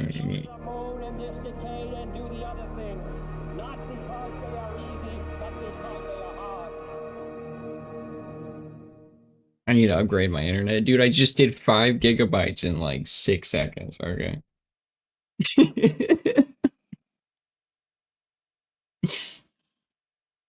Alright, a message from the developer.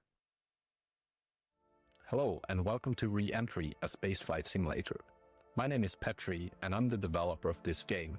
So first of all, I just want to say thank you for buying Re-Entry.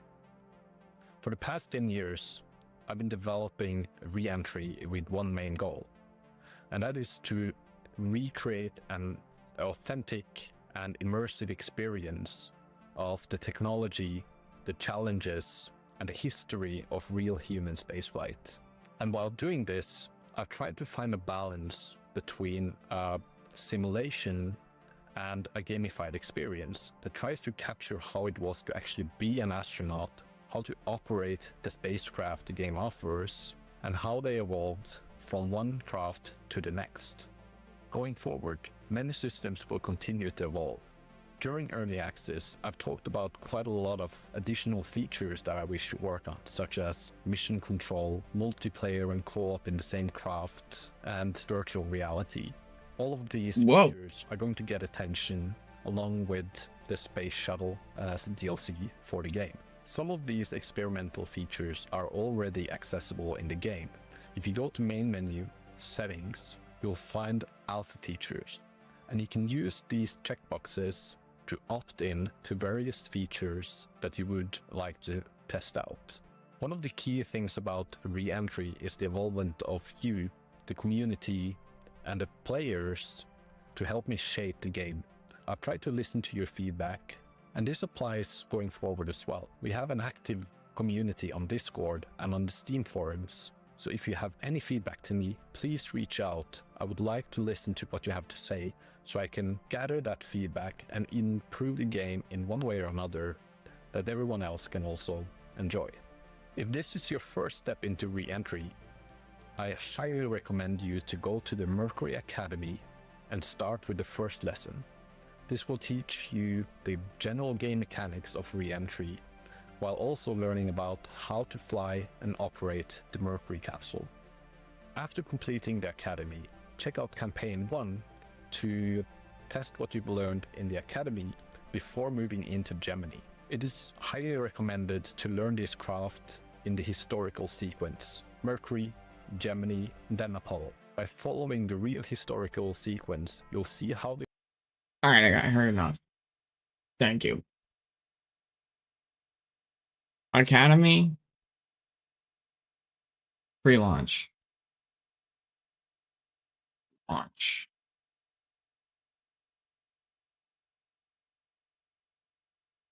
At least it's an actual, like, it's not just documentation where I have to read it. That would be, like, stupid.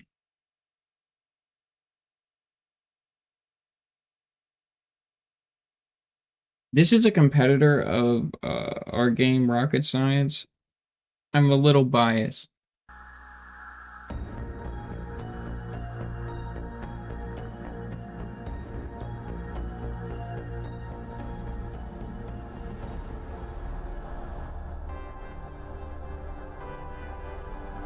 Welcome to Project Mercury. My name is Patrick, and I will be your instructor here at the Academy. Roger. You're currently sitting inside the Mercury space capsule. So it takes, it goes to space. Look around and hold down the mouse scroll wheel. Its sensitivity is absolutely insanely high.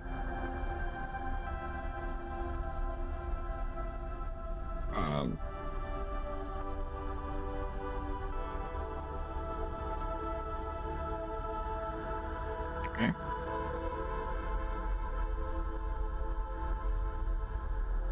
Looks like we're at the... Oh shit. We're gonna launch. We're gonna launch.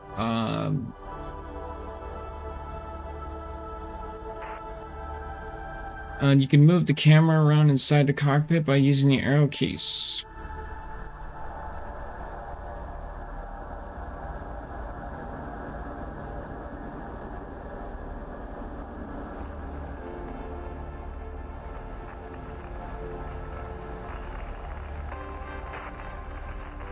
You can toggle the V with the V key.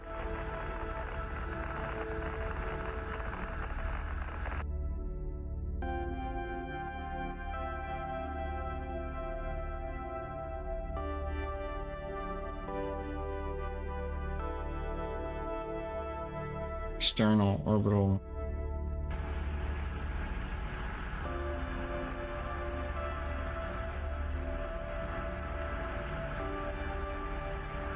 Okay.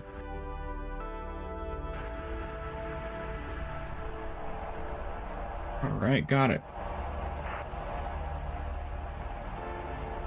The bottom button is the mission pad. Prepare this button should you toggle the mission. Okay, so I got the mission pad here. Mission plan tutorial 1 pre-launch. This tutorial will teach you the basics of the cockpit panel and some internal systems and how to navigate around the cockpit. Briefing. No flights today. Pay attention to your instructor and follow the instructions given. And you got your checklist. And your notes.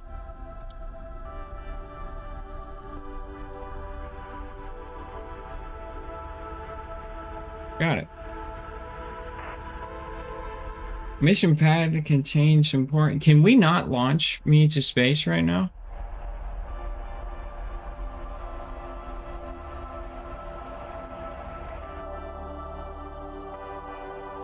I just heard an engine. Let's calm the fuck down. Calm down. Contains important information and the goals of the map, checklist, and a radio transcript. You could read the mission log if you want to revisit this. You'll use M. Okay. Alright, got it. C to toggle the function bubbles.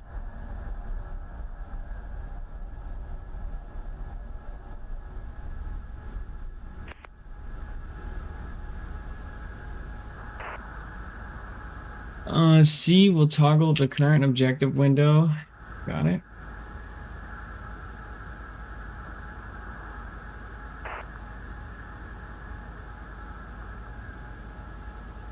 Let's see here. Let's see.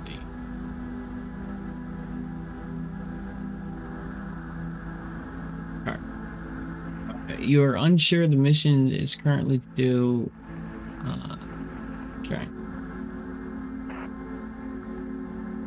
You can remove the mapping and bind it to another key. Okay. You'll press enter when a mission command where you're currently reading appears during the mission to close the message instead of repairing the Roger UI. Okay. The F key is flashlight. Okay. Take a look around the panels up front if you want to. The plus icon.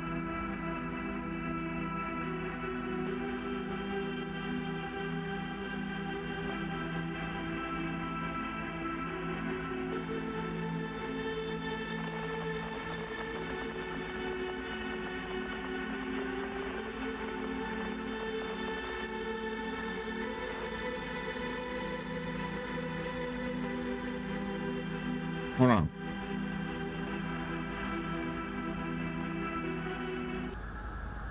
Alright, I'm just gonna shut the music off. Okay, so the capsule is divided into a few sections with different colors.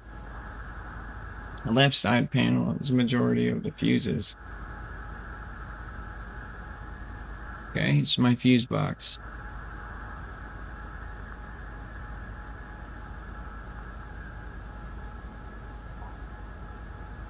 Majority of these fuses are green.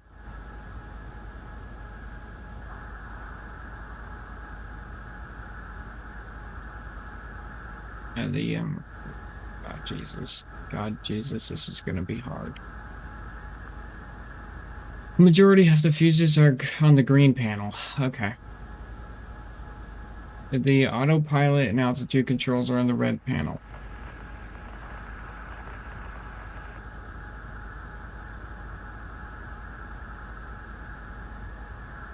Or the brown panel. Sorry. Okay.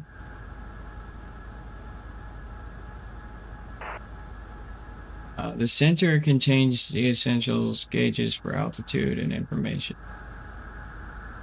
Alright, I know how to read a nav ball. That's good. The altitude reference navigation. What the fuck is that?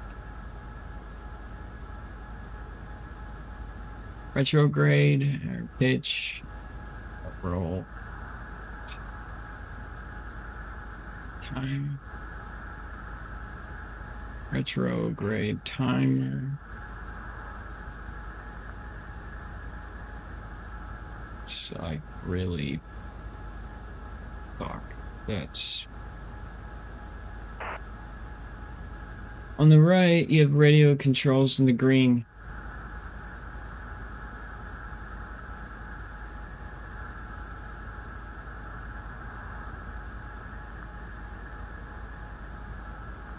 Electrical power systems are yellow.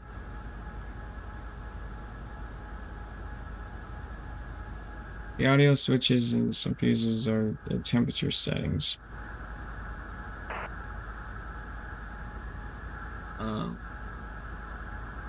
The ESC works in 2 separate circuits. Oh my god. So this is like my oxygen system. My water system, cabin water system, fuel quantity, retrograde warning, and my retrograde reset light. Staying for a few days, your primary life support will give you oxygen if the cabin leaks or depressurizes. That's terrifying. Okay. I told you guys this was going to be insane.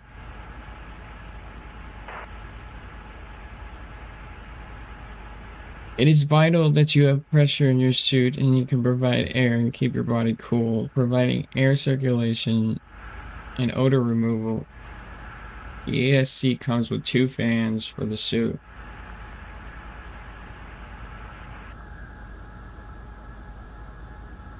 Odor removal. That's the primary. Jesus, bro. The fan for suit 1, number 1. Alright, I see it. I see it. Okay, it's this thing.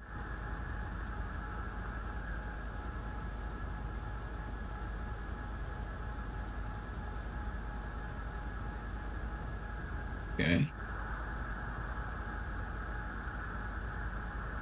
Is your primary, and number 2 is your backup. Let's ensure the primary fan works. You need to interact with the switch. You can do it by moving the mouse cursor on the switch and then pressing the left mouse button.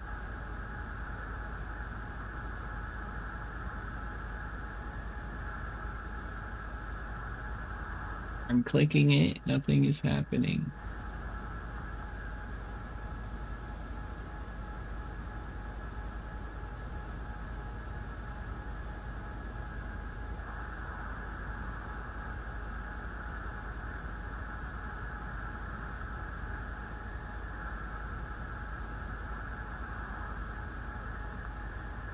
A cabin fan, okay, suit fan. Is that right?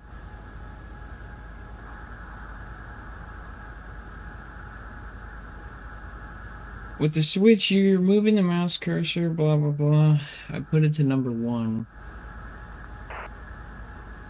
Let's have F7. F7.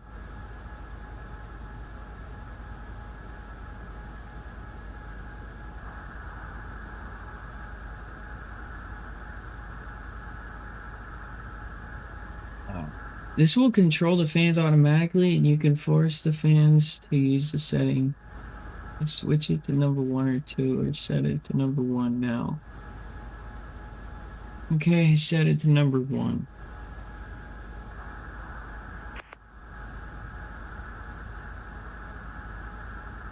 As you can see, by pressing the left mouse button on the switches, it flips a step forward to leave the switch center position. Switch has 3 steps, and pressure it is left mouse again. It'll be flipped to the next step direction. And right click to put it back. Press V to toggle it.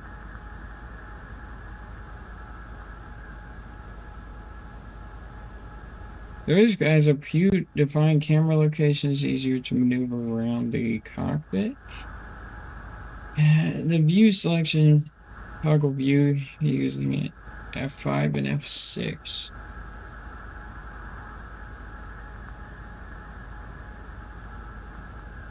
Okay, cool. Hold on.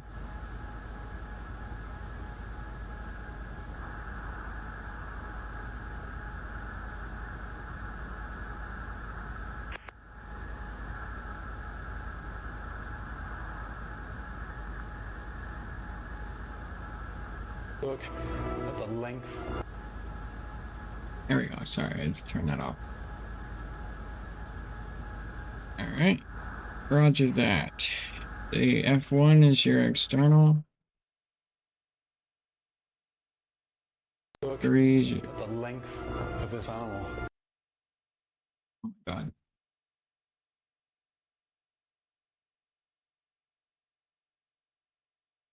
F3 is for your orbital.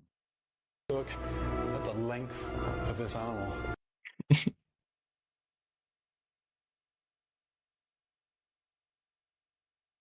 Okay.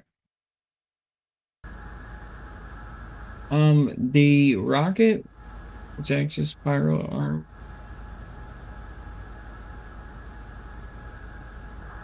The rocket's pyrotechnics pyro are armed at quibs, switch when armed. Battery can power trigger arm quibs.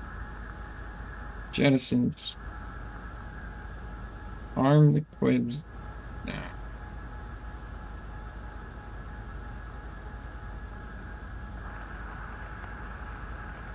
They are armed.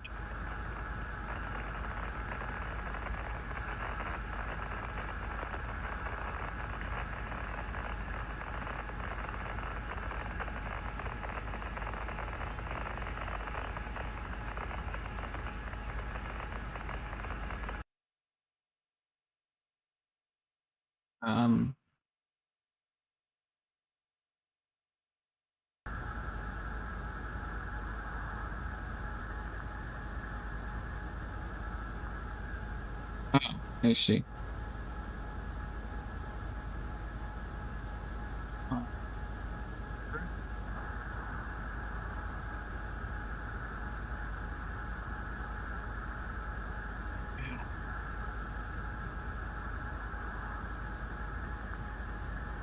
F5.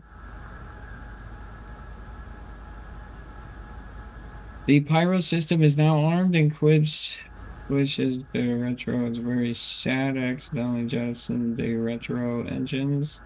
They're required to get back down to Earth. So we have to arm both of those. Pyro system is engines to get back down to Earth. Okay, so that's their auto retrograde from mission control to auto retrograde. I got it. All right.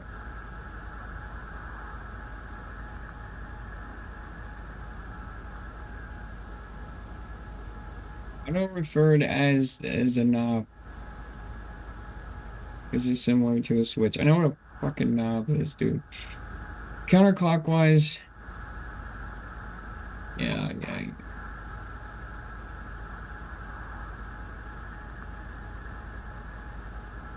7. This capsule comes with 3 sets of batteries. Your main battery, your standby battery, and your isolate battery. Isolate battery lets you ensure the isolate battery is working by checking it.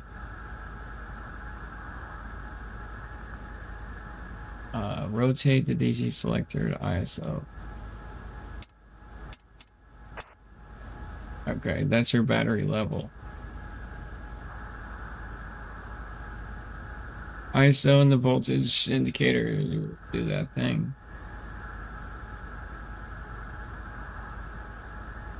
All right. And next is the altitude panel.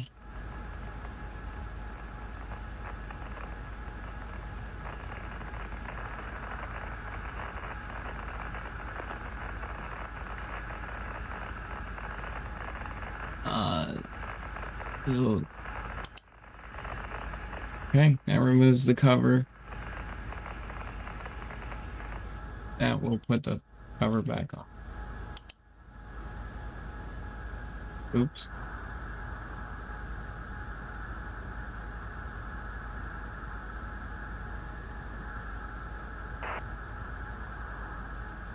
There are multiple buttons similar to time zero button. All protections keep in mind that triggerable and they lead to an irreversible action. Oops.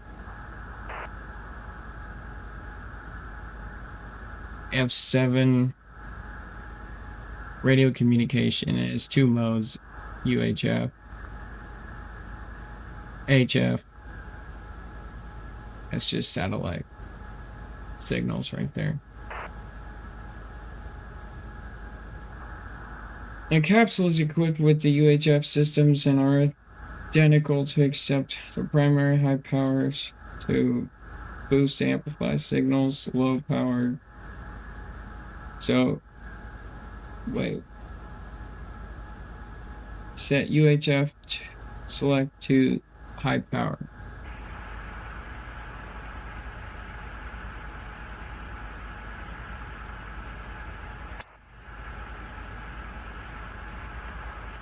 UHF is on high power. It boosts the signal. I guess that would be for if I was far away from Earth. Systems using transmit switch. The next is you have to blah blah blah select switch.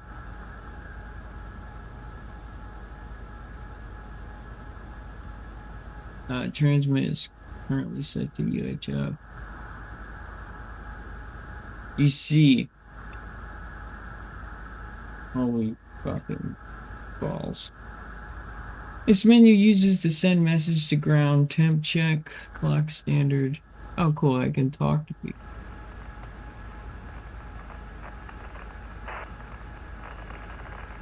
Just below the dark green control panel, those are large circular buttons, and those are function buttons. Disconnect the launch vehicle from the umbilical power.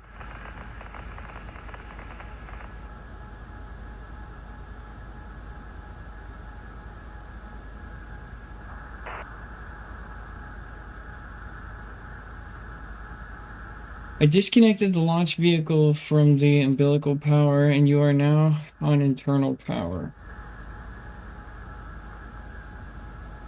Radio check. Wait for a response from ground.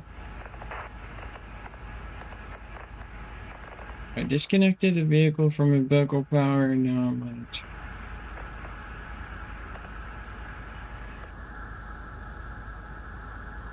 Also, let's try to lower the... Also try low power UF system. So it's a low power. It's already on there.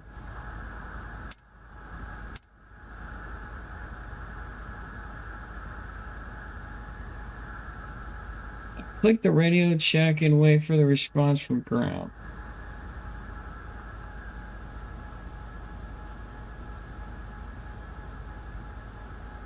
See radio check.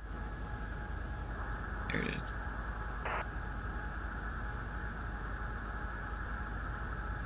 Nobody's talking to me. Radio check and wait for a response from them. I read you 5 by 5. So they got me. UHF will not always be available during atmospheric entry, and you'll jettison the antenna, so you will need to use the HF.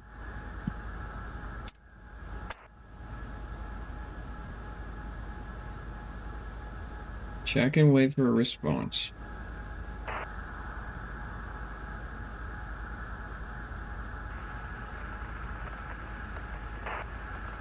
I hear you, 5x5 HF. Okay. Press M to view the mission pad and use check mission detail.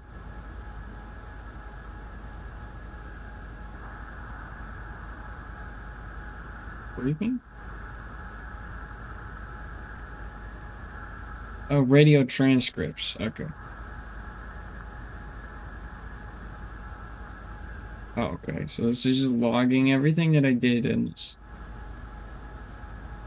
Player, welcome to Project Mercury. My name is Patrick and I will be your instructors at the bottom, so the top is the latest.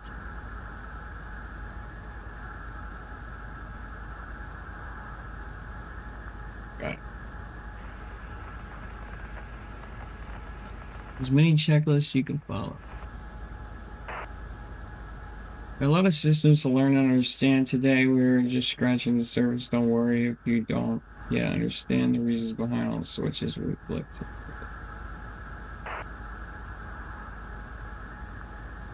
Okay.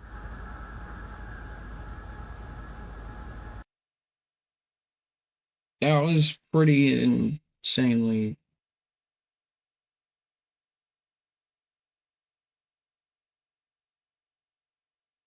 Launch and ascent. Oh, he's wasting no time.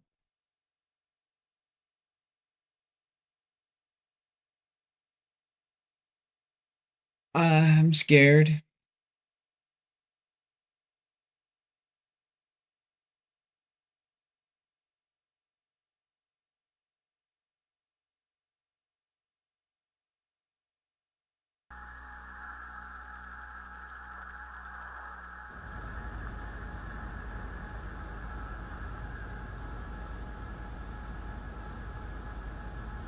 Welcome back, Blair. In this lesson, you will go through all the required to launch and proceed needed during the ascent. What monitor as a rocket lifts off.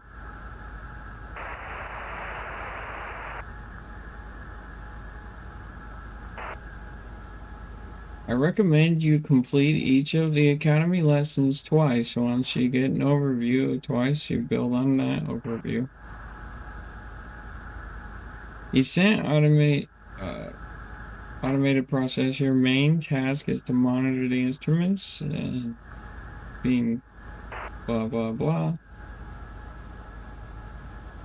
Controlled. We are currently 20 minutes away from ignition. There are plenty of access time to go over some details. I'll teach you how to hold the countdown manually by pressing C button to toggle the function bubble located.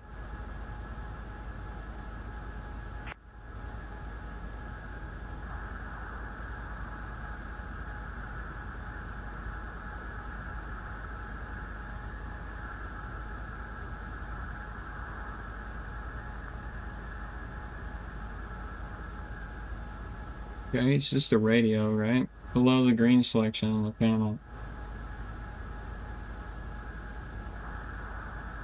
Locate and find the hold countdown function bubble and click on it.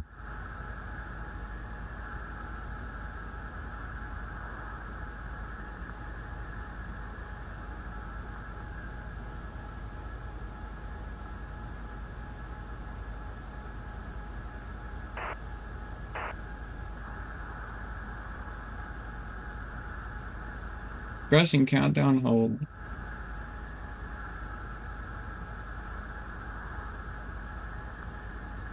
Holding countdown. Excellent. The countdown is now holding. Cockpit and final pre-launch configurations for the remaining switches to be adjusted.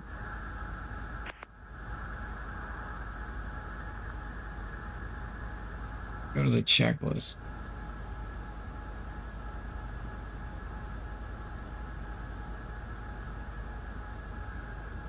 There's a lot of inspections.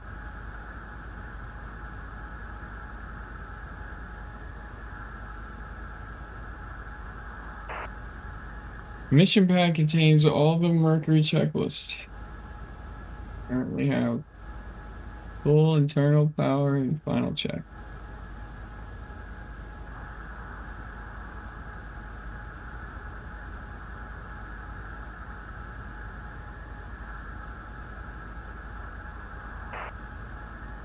Then takes you all the required steps. The M key.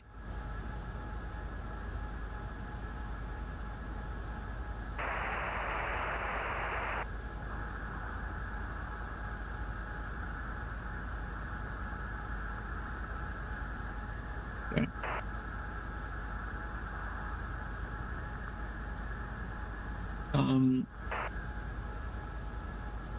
The holding countdown typically at around 10 minutes before liftoff, often referred to T10.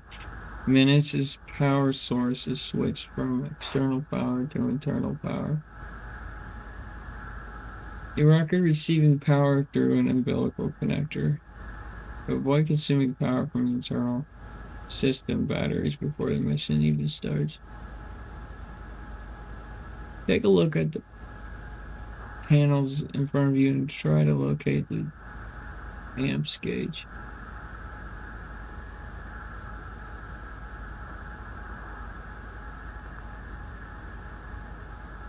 You mean this?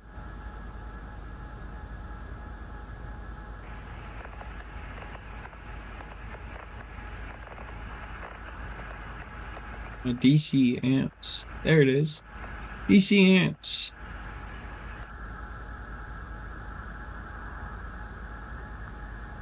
It's on the right side of the route, yeah.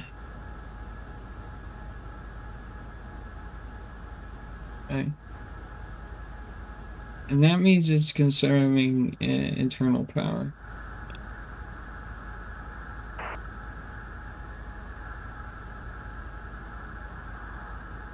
It's a voltage. Oh, got it. Got it. And the DC selector, this is a DC volts and DC amps gauge and measuring set 1. It's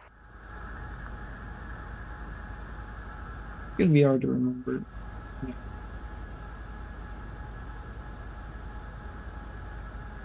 And clicking on it, what does that do though?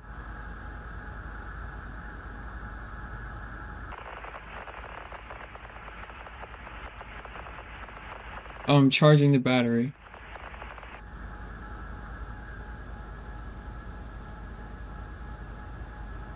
What's M then?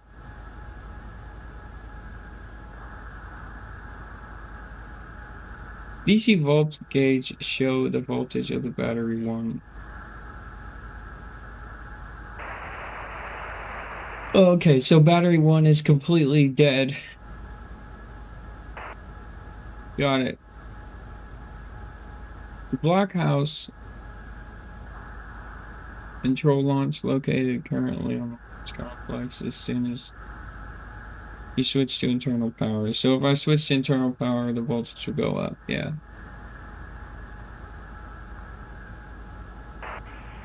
That's not terrible. No, go to 2.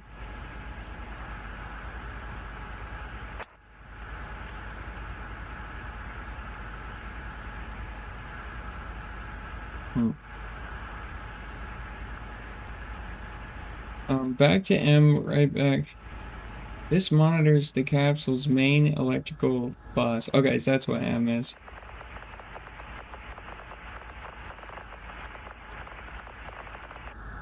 The more capsule's main okay. More on this in the electrical power system management lesson. Now observe the DC amps and DC volts while pressing Roger. Let the blockhouse know You are ready to switch to internal power.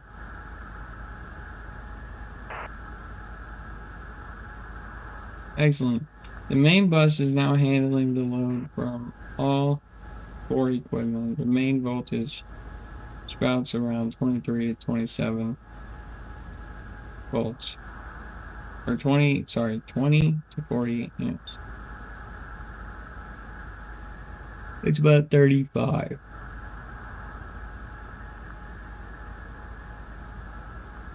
Main bus should be around.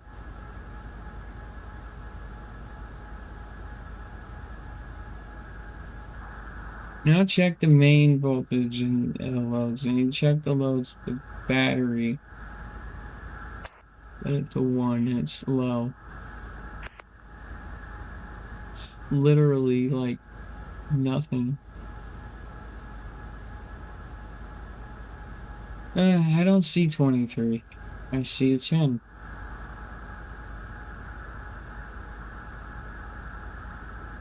Let me ask him to...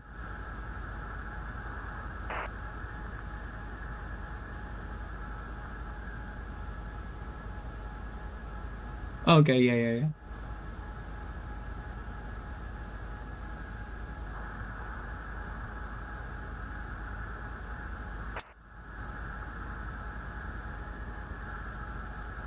Disconnect the launch vehicle from the umbilical power, and you are now on.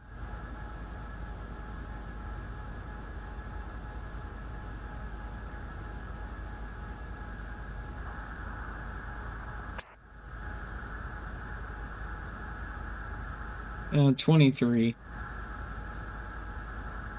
It's not. It's really not. It's at 10. And at 30.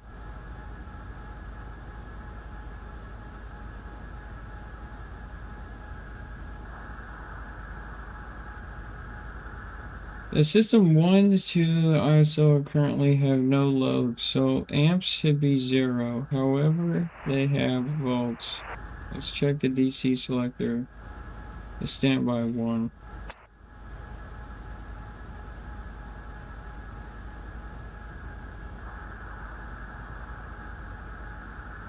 Standby 1 is the standby battery 1. Backup system batteries check its voltage between 23 and 27.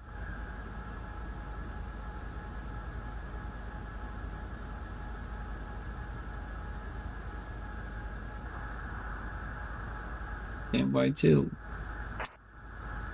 I have no voltage in any of these batteries.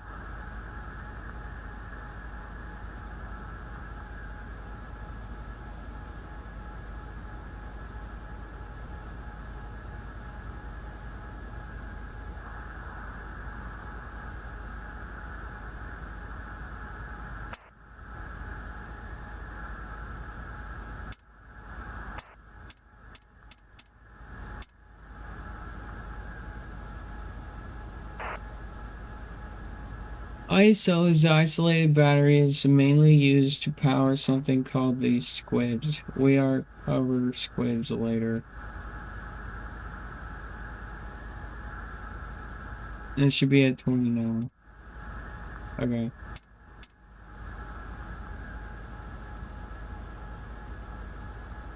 Excellent. We have now made a full electrical bus check after switching to internal power. Everything looks good, and also something you need to do periodically during ascent. Every 30 seconds. Switch to full internal power. It should happen 10 minutes before ignition to avoid excessive consumption of mission critical battery power. We now want to run out of power in space.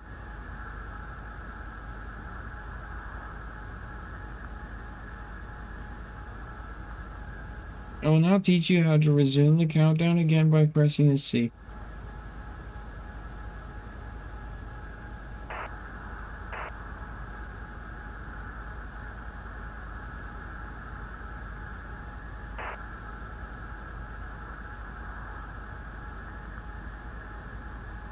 You can use the alpha keys to time scale.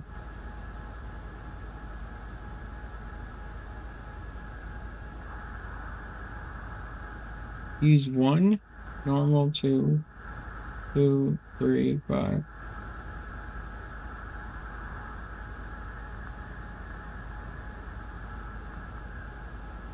Typically use the scale to reduce waiting time.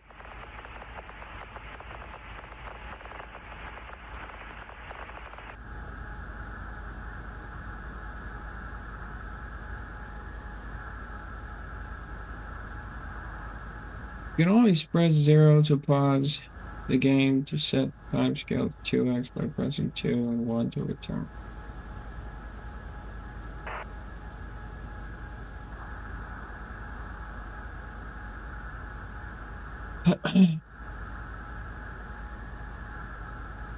T5, avoid using more than 5 20 times scale on launch. God, might miss important steps.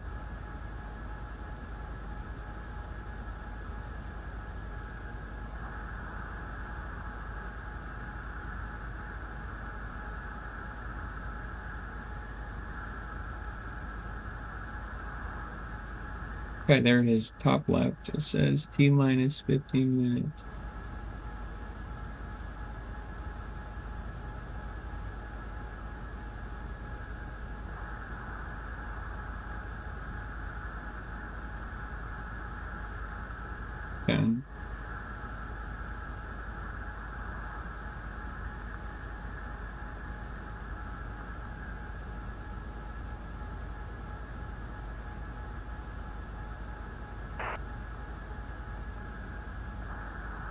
I've now made a magic hold the countdown to ensure that we have enough time.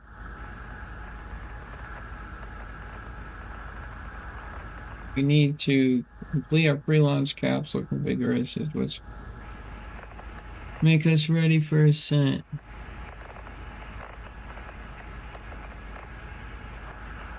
At the signal in the blockhouse, we use the starting for final checks. Switch it to ready.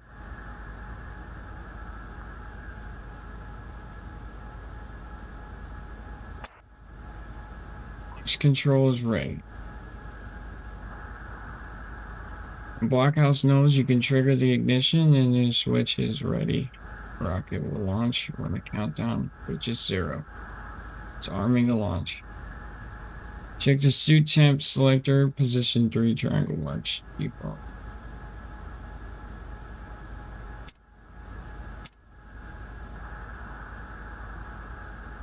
Check the suit temp selector and set it to position 3. It's at 3 already. In descent position. Check the cabin temp, set it to 3. Okay, set 3.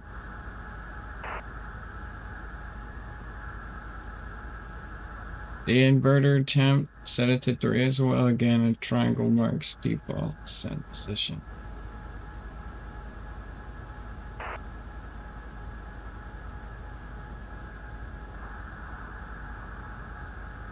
Ensure transmit is set to UHF.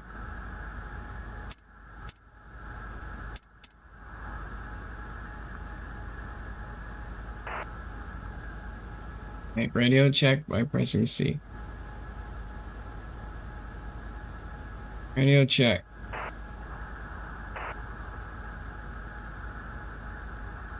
Left click once on the times 0 button to remove the cover.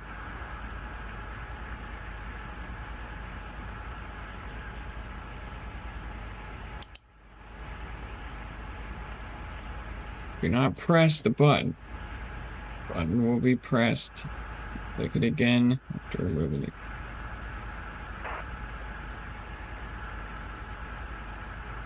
During ascent, depending on the launch vehicle, you will go through different stages to reach velocity required to mission squibs. You need to be armed for this. Arm the squib.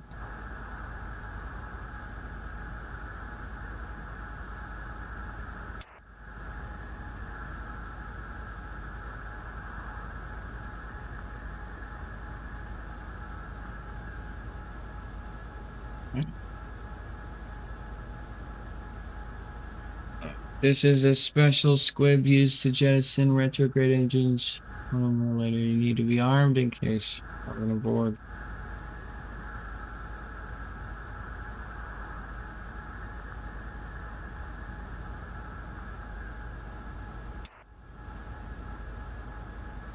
We are now ready for ascent.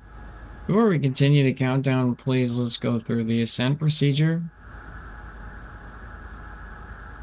The redstone ascent is about 2 minutes and 30 seconds. Before the ignition, you will hear the countdown. This will count down to liftoff. It's crazy people do this in real life. This is psychotic. After this, the engines should be ignited and the rocket will start to climb.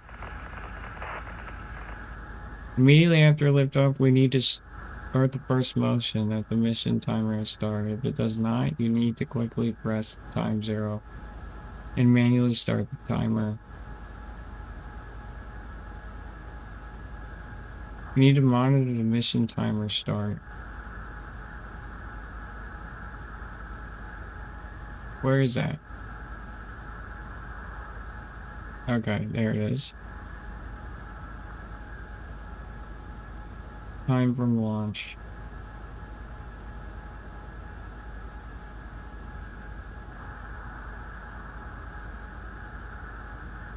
It's a satellite clock, okay.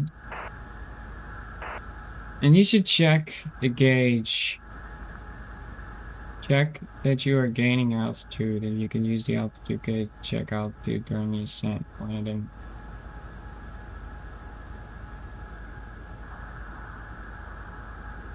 Okay.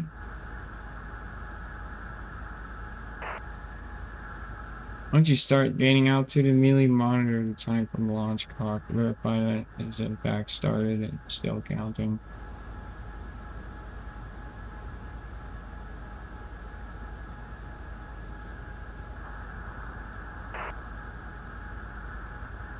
The abort light on top of the sequencer panel will need to be monitored.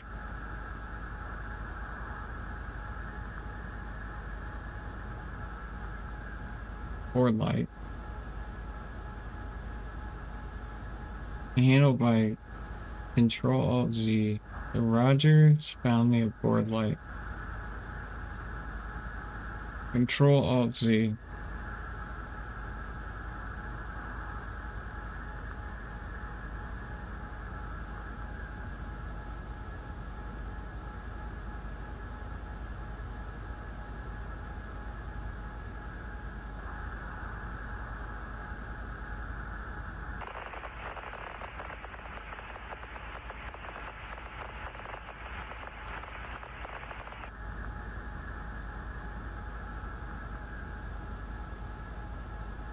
See the abort light.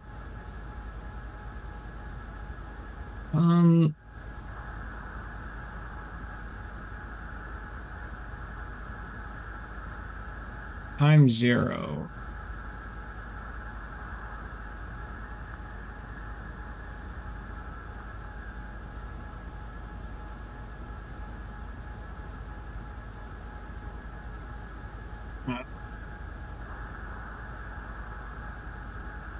It's a handle or a handle.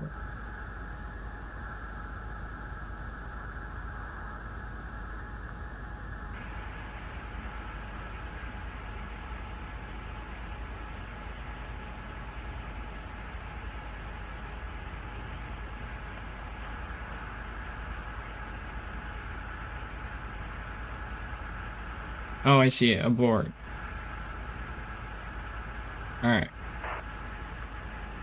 During the climb, we use the window to ensure visibility that our heading is upward in a horizontal cycle through the various gauges.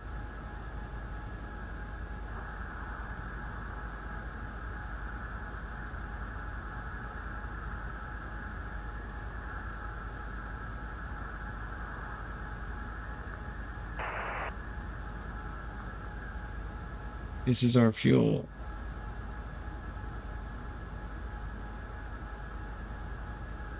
Yes, it's fuel 2 tanks. Okay.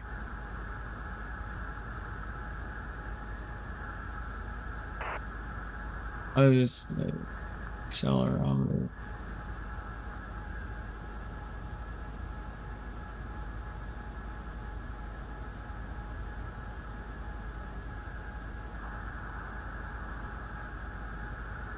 Okay.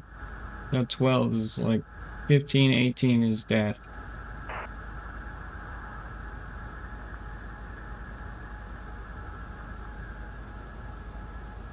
And that's your pressure gauge. 0 pressure.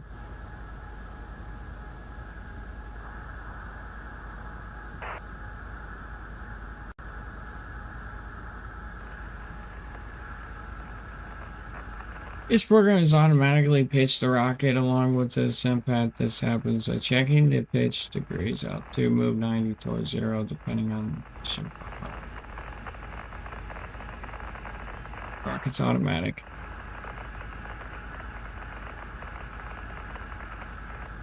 It's your oxygen tanks.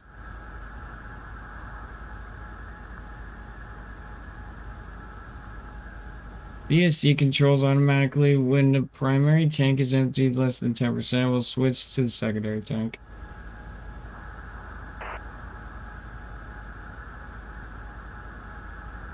Ensure that the oxygen levels are 100% during descent. If you bleed off past these strange diagnosis, abort, and you have enough oxygen to breathe for about 24 hours.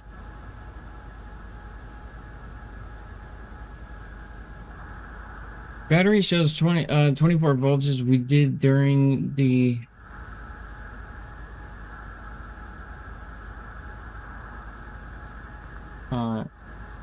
electrical check. Select what battery to monitor using the DC selector.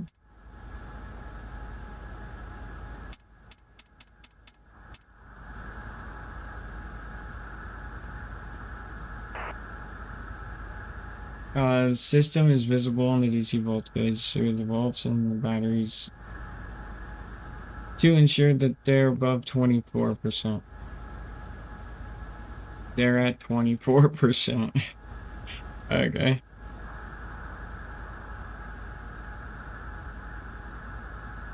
They're at 20. Check the altitude.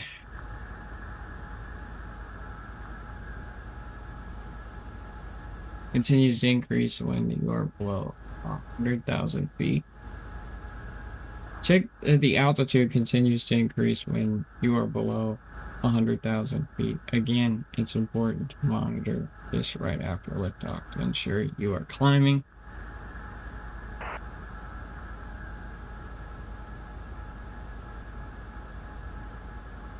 And check the air temperature. Adjust the temperature setting now below the hatch. It's hot in here.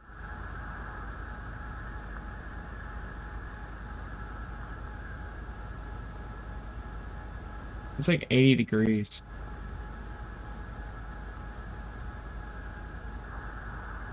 Never exceed 120 degrees Fahrenheit.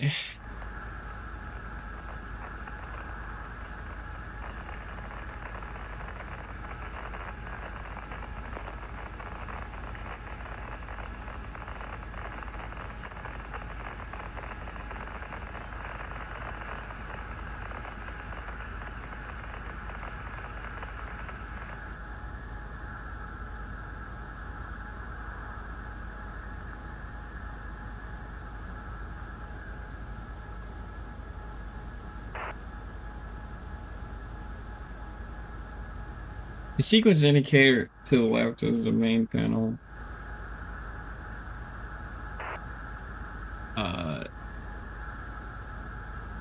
Will glow based on what stage you are in. In white, it means that you are not processing. Orange means it's processing. Is this thing? Let's retract.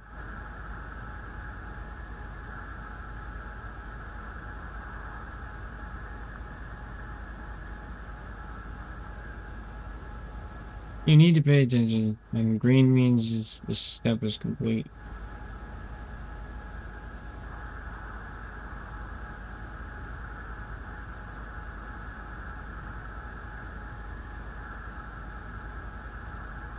I think it's this one.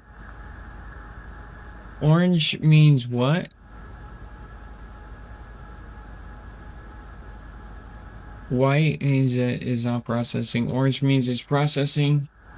Something is in need of attention, or green means that the step is complete.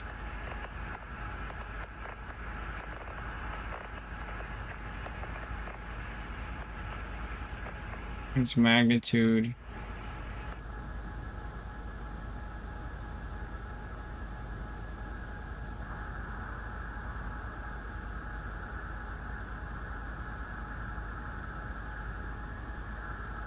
Alt liftoff. At liftoff, your clock has started and you will increase in altitude and monitor the aboard light as you cycle through the G-forces.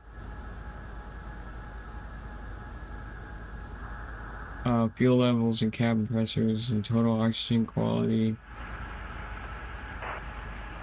Main DC volts. I'll resume the countdown. If you need more time, feel free to resume. I'm scared. 4 minutes.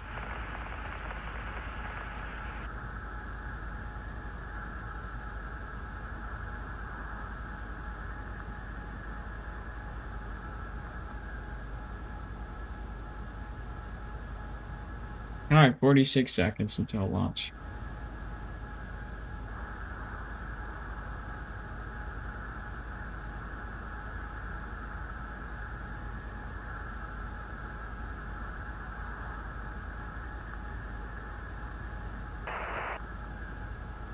Seconds until ignition. Godspeed, player one.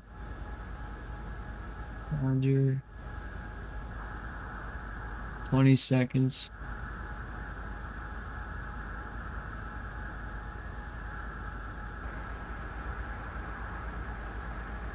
Ten. 8, 7, 6, 5, 4, 3, 2, 1, 0.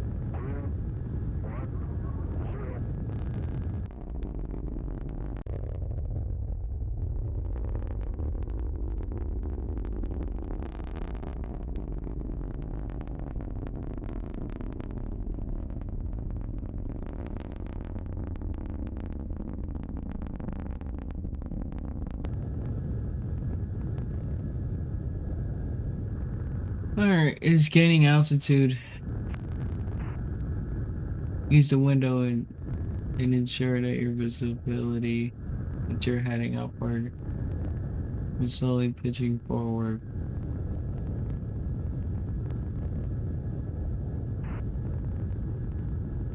Look at both fuel tanks.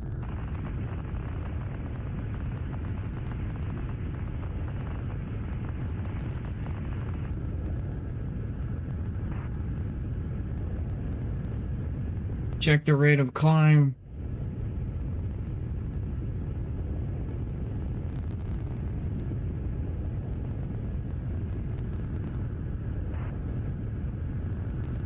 Check the cabin pressure.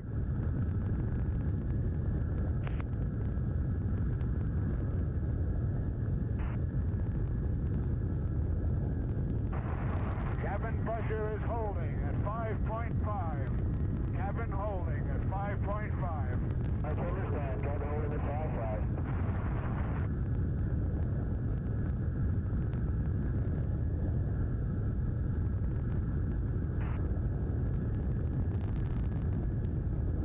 Take the total amount of oxygen.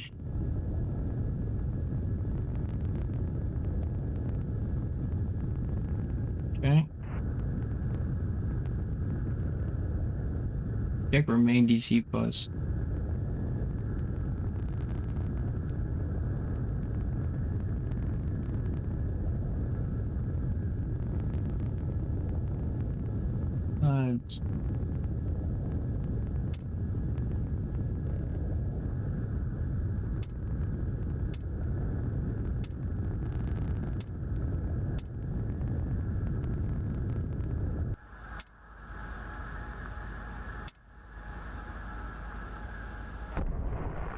Cut off. Tower jettison green.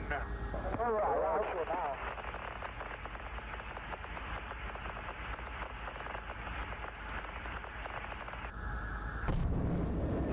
is green.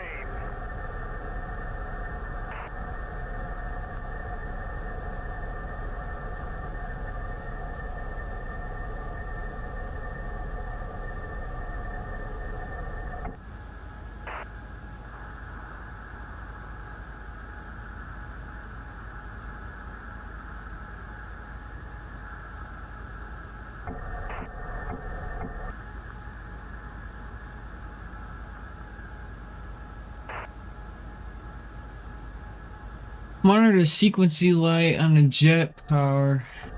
Sever degree. Monitor the sequency light, the sequencer light for jet power on set capsule. Return green. Repeat this cycle during ascent.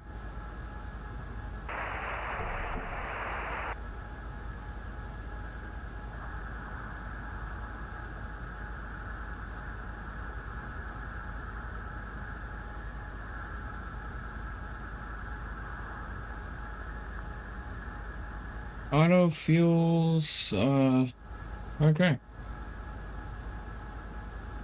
That wasn't too difficult, actually.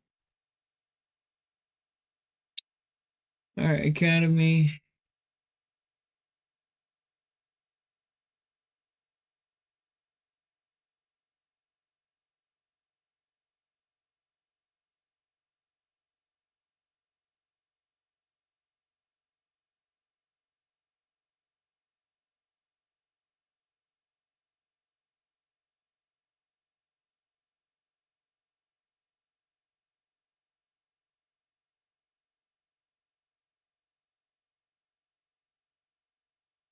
Alright, I think I'm good to come back to this tomorrow.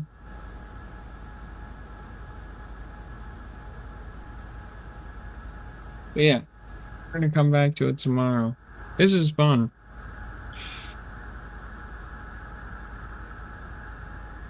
I play a lot of DCS and I have a Class C real life, so I mean, navigations of flight stuff, it's not too complicated to me. But yeah.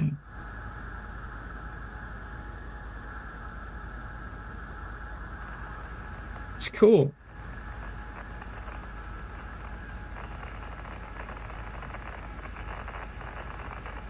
This is the Atlas, huh? Let's get a little sneak peek.